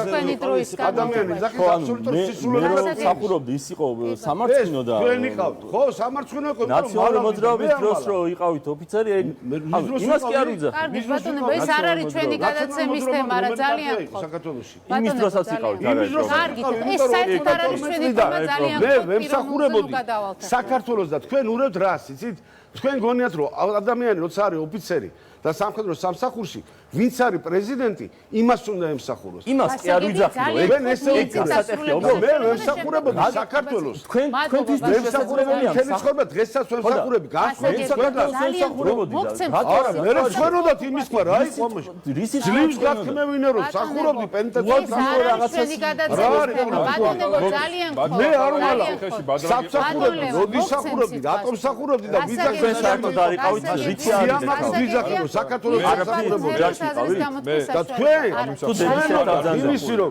სადაც სახურობდი როცა უნდა წავიდე ადამიანი აბსოლუტურად სისულელეს ძალიან ხო ვერ წარმომიდგენია გასაგებია ჰერმანს განაგრძა თემასთან კავშირში თემასთან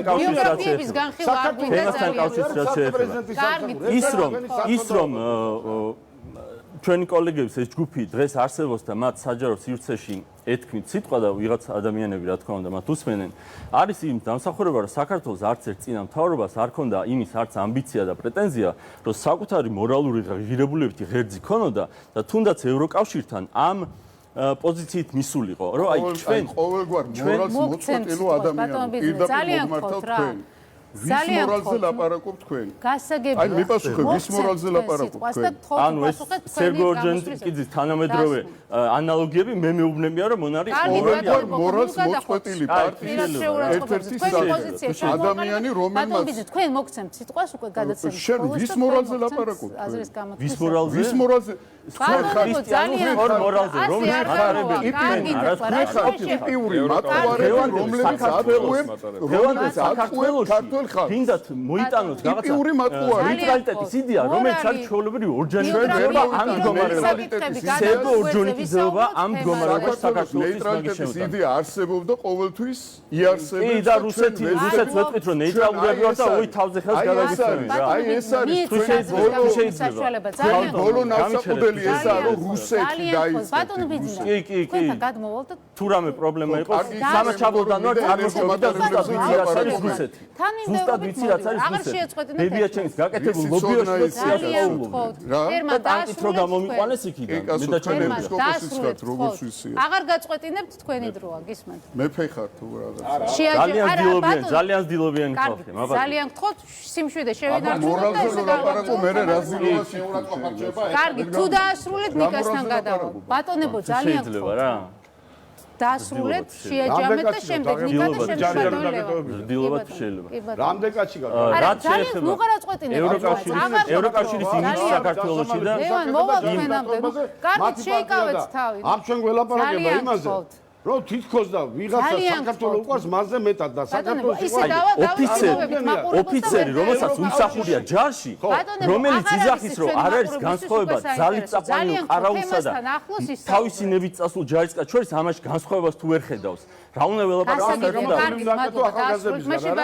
ამის გამო უნდა დაეხმარო რომ არ მოხდნენ იქ სადაც მათ არ უნდათ ყოფილიყო კარგი მაშინ დავემშვიდობოთ მაყურებელს თავდაცვის კომიტეტის წევრი რო ვიყავ თავდაცვის კომიტეტის წევრი რო ვიყავ რო შემოიტანეს ახალი თავდაცვის სწორედ იმას ვეუბნებოდით მოდი ხალხო ისეთი პირობა შევქმნათ ადამიანებს მოუნდათ ჯარში წასვლა იმიტომ სუსტის ნეიტრალიტეტი არ არსებობს ეს არის ოპოზიციის პოზიცია ეს არის ეგრეთ წოდებული წერპილა რომელსაც თავში წამოარტყავენ აგებული იმაში წამოარტყავენ ხალხი ჯარში არ წასულიყო ძალიან ბევრი აგვიღია და ძალიან ბევრიც არ აგვიღია და რამდენიც ამიღია ყველა შემერგოს იმიტომ რომ სწორ საქმეში დაასრულეთ ახლა ძალიან ნიკა თქვენ გაძლევთ ზალის საყვანელი კაცი ჯარში არის ნოლის ფასი კარგი თუ ყველა ერთად საუბრობთ შეუძლებელია ასეთ რეჟიმში არ თავის ნებით მიდის მაშინ არა რა თქმა უნდა ერთ-ერთი ყველაზე დასაფასებელი პოზიცია როდესაც პროფესია როდესაც თავის ნებით მიდის მაგრამ ძალით რო წაიყვანდა სადღაც დააყენებდა 9 წიას ასროლინებ და მე მსროლელი უწერია ან ჯარისკაცი უწერია და რამე რომ მოხდეს ეს კაცი უნდა წაიყვანო და ჯარში ომში გამოიყენო ესე იგი თქვენ აიცოდოთ როგორც გავიგე არ გაძლევთ სიტყვას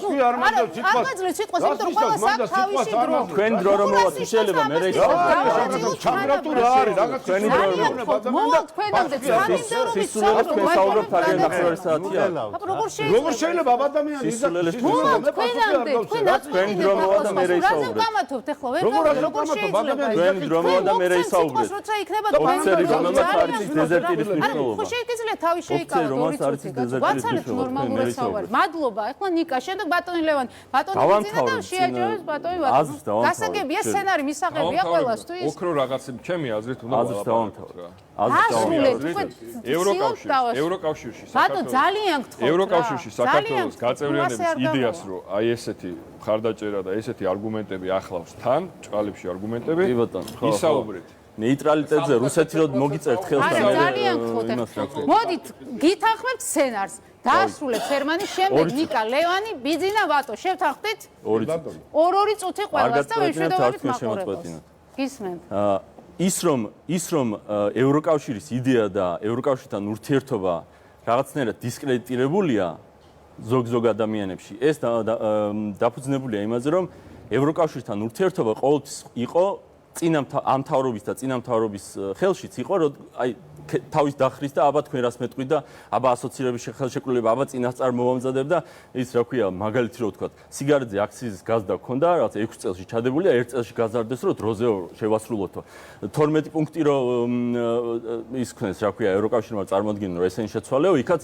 რაც ყველაზე მარტივი იყო ისინი შეცვალეს მაგრამ რაც მნიშვნელოვანი იყო და რაც მართლა დაგვაახლოვებს ევროკავშირთან ღირებულებრივად სასამართლოს თავისუფლება ადამიანის უფლებები იმაზე არავინ თანახმა არ არის ხოლმე ნაბიჯი გადაგდა კულტურას წინ და როდესაც ესეთი დაპირისპირებაა ხელისუფლების რომელსაც უნდა ძალაუფლების შენარჩუნება და იქით ევროკავშირის რომელსაც შენში ეს ერთპიროვნული ძალაუფლება არ უნდა ნახოს ინსტიტუციების გაძლიერება, აი როდესაც ესეთი დაპირისპირებაა, მაშინ ჩდება ხოლმე იდეები, რომ ევროკავშირი ცუდია, მაშინ ჩდება ხოლმე იდეები, რომ რაღაცა ნეიტრალიტეტი გვინდა თურმე და აი ესეთი რაღაც სისულელები, რომელიც დღევანდელ რეალობაში საქართველოში უბრალოდ არ იმუშავებს. მადლობა, ნიკა გისმენთ. მადლობა, მოკლედ შევაჯამებ. ჩემი აზრით დღეს, ჩემთვის, ორი უცნაურობა იყო ამ დებატზე და ამ ორ უცნაურობაზე ვიტყვი. ჯერ პირველ რიგში ჩემთვის ცოტათი მართლა უცნაურია ის ტონალობა, როგორაც წარიმართა ეს დებატი.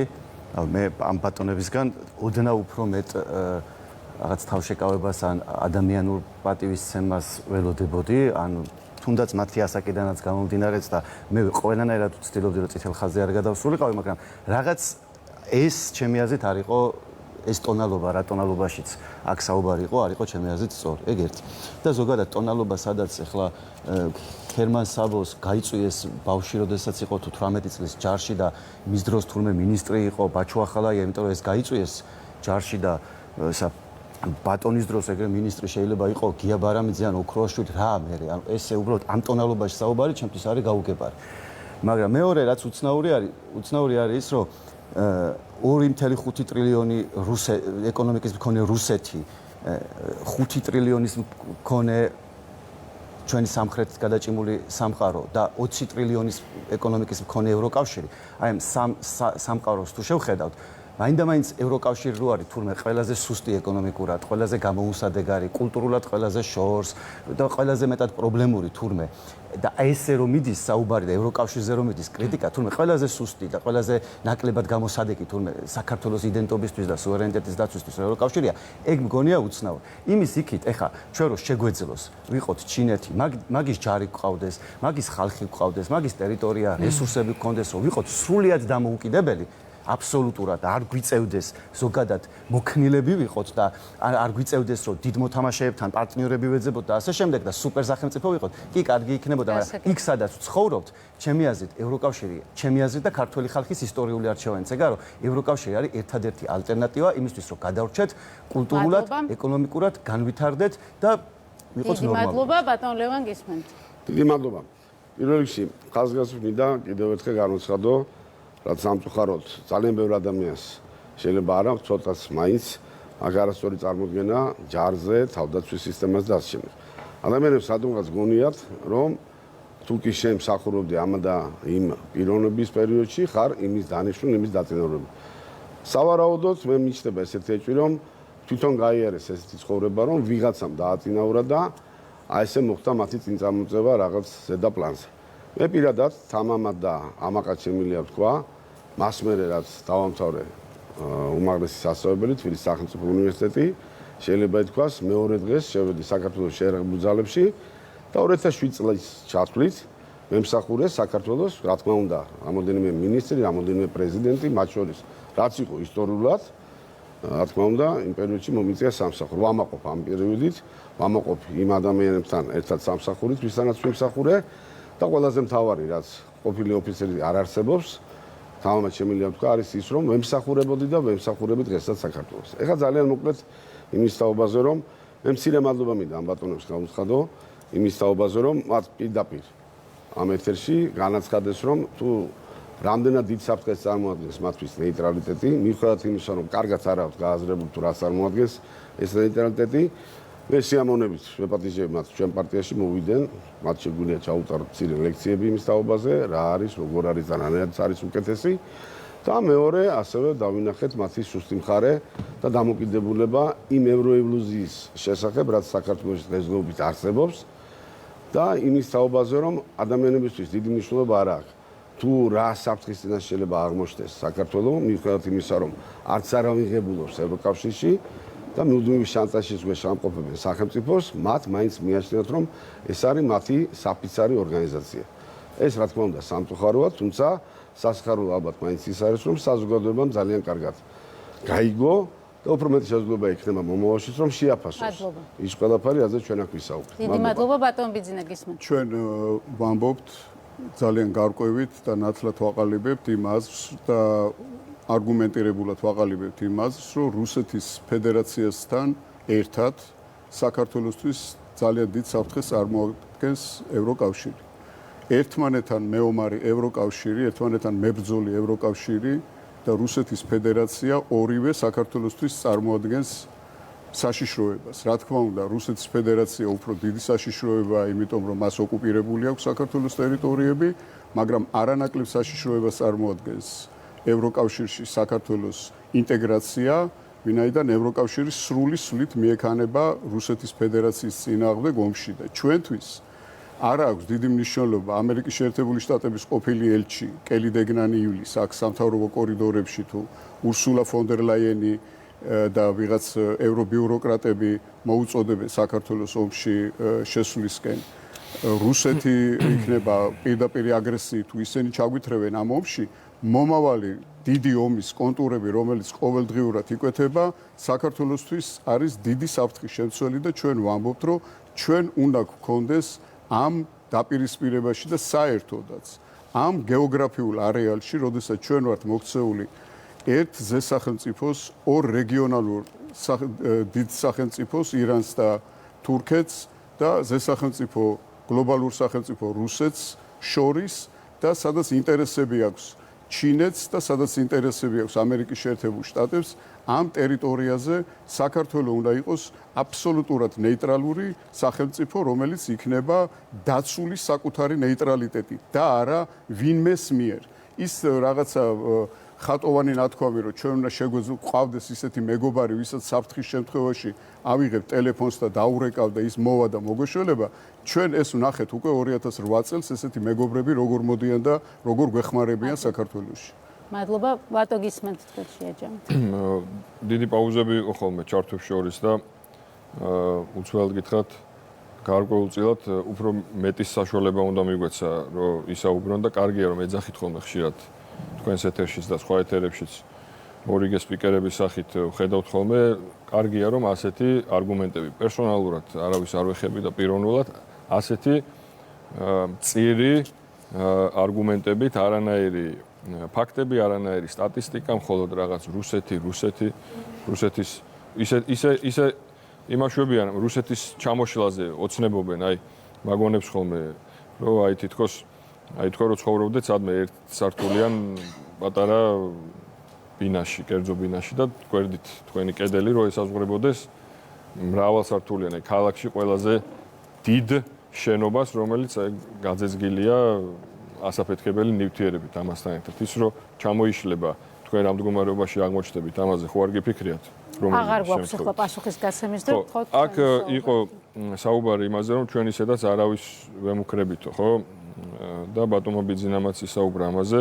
დღეს ევროკავშირის კენსვლა, არა მარტო ევროკავშირის წევრობა, ევროკავშირისკენ სვლა და ეს ნაღმის სახით ჩადებული ჩვენს კონსტიტუციაში 78 მუხლი, რომელიც არა ქართველი ხალხის ინტერესს და სურვილს, არამედ რაღაც აბსტრაქტულ ილუზიებს ეფუძნება და რატომ მოხდა ეს იმ კონსტიტუციაში, ეს ცალკე საკითხია. ნიშნავს რუსეთთან დაპირისპირებას და რუსეთთან ომში შესვლას. ეს უსაფრთხოების კუთხით.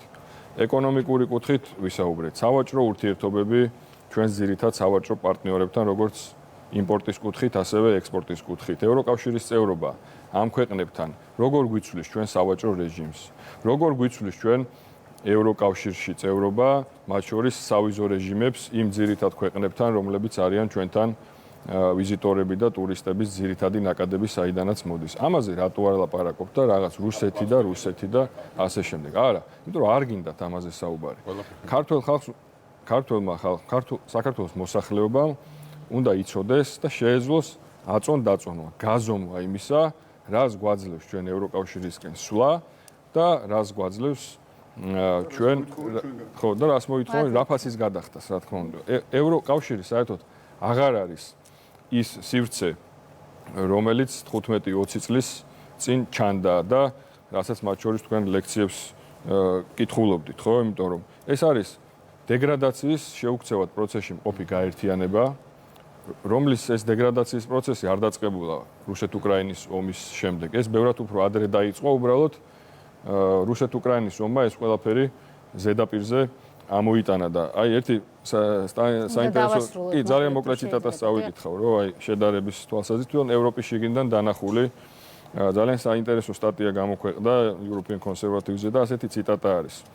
დასავლეთი ამაყობდა უფრო თავისუფალი ინსტიტუტები, ცხოვრების მაღალი სტანდარტით, ღია დებატებით, ინდივიდისთვის მეტი სივრცითა და იმ ღრმა რწმენით, რომ ხვალინდელ დღეს შენ თვითონ ქმნიდი და მას ზემოდან არ კარნახობდა ნაცრისფერი კაცების კომიტეტი, რომელთა წევრებიც ერთმანეთს ამხანაგოთი მიმართავდნენ. დიდი მადლობა ამით ვასრულებთ. მადლობა გადაცემაში მონაწილეობისთვის. ვემშვიდობებით მაყურებელს, ღია ეთერი ამით დასრულებულია. კარგად ბრძანდებოდეთ.